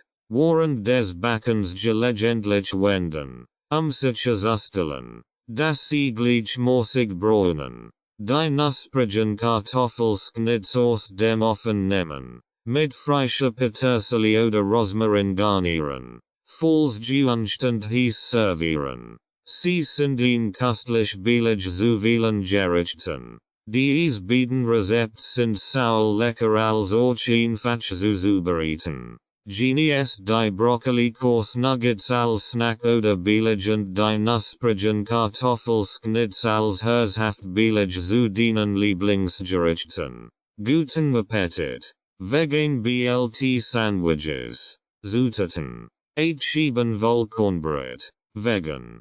1 Packung veganer Bacon. ZB aus Tempeh oder Seitan. 2 Tomaten. In Scheiben geschnitten. Blattsalat oder bebispinat. Vegan Mayonnaise. Senf. Optional. Salz und Pfeffer nach Geschmack. Anleitung. Den veganen Bacon aus den Anweisungen auf der Verpackung braten, bis knusprig ist. Die Vollkornbrotscheiben toasten. Auf jede Brotscheibe vegan Mayonnaise und Senf nach Geschmack verteilen. Auf der Brotscheiben ein Schicht Blattsalat oder bebispinat legen. Legen Sie dann die knusprigen veganen Baconscheiben auf den Salat. Die Tomatenscheiben gleichmäßig auf den Bacon legen und mit Salz und Pfeffer würzen. Die restlichen vier Brotscheiben als Deckel auflegen. Die vegan BLT Sandwiches in der Mitte knieden und servieren. Sie können sie auch in Papiertücher wickeln und unterwegs genießen. Erdnussbutter Bananen Sandwiches. Zutaten. 8 Scheiben Vollkornbrot. Vegan. 1 Banan. In dünn Scheiben geschnitten. 4 Esslöffel cremige Erdnussbutter. Vegan. 2 Teelöffel Ahornsirup oder Agavendicksaft. Optional. Anleitung. Die Vollkornbrotscheiben toasten. Falls gewünscht. Auf der Brotscheiben die Erdnussbutter großzügig verteilen. Die Bananenscheiben gleichmäßig auf die Erdnussbutter legen. Falls gewünscht. Träufeln Sie etwas Ahornsirup oder Agavendicksaft über die Bananenscheiben. Die restlichen vier Brotscheiben als Deckel auflegen. Die Erdnussbutter Bananen Sandwiches in der Mitte knieden und servieren. Sie sind ein sussend nahrhaft leckerie. Vegan Ei Salad Sandwich. Zutaten. Für den veganen Ei Salad. 1 Block festen Tofu. Gepresst zerbröckelt. 2 Esslöffel vegan Mayonnaise. 1 Teelöffel Dijon Senf. 1 Teelöffel Kurkuma. Für die Gelbfarbe.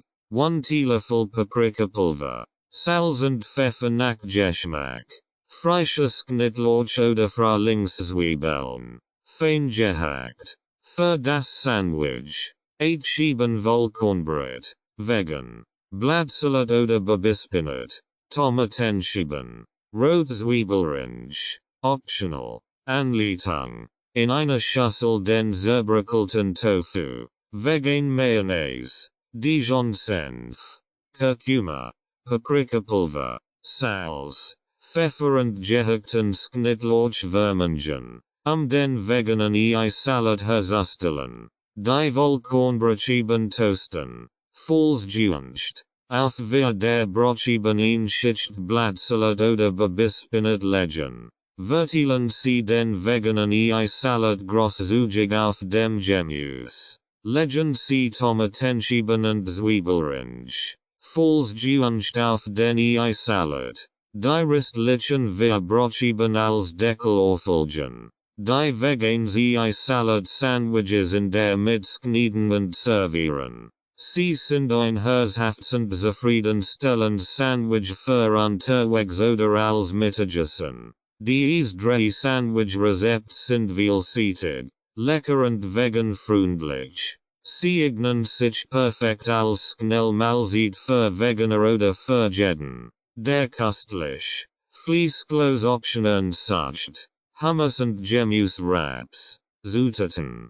Tortilla Wraps. Vegan. Hummus. Vegan. Blattsalat. Gurkenschieben. Tomatenschieben. Paprikastreifen. Rotzwiebelrange. Oliven. Optional. Salz und Pfeffer nach Geschmack. Frischkräuter. ZB. Petersilie oder Koriander. Optional. Anleitung. Die Tortilla Wraps leichter Woman. Sie geschmiedige zu machen. Ihnen großzügigen Löffel Hummus auf jeden Tortilla Wrap streichen. Auf jeden Wrap ein Schicht Blattsalat legen. Legen Sie dann Gurkenschieben. Tomatenschieben. Paprikastreifen und Rotzwiebelrange auf den Salat. Vollständig.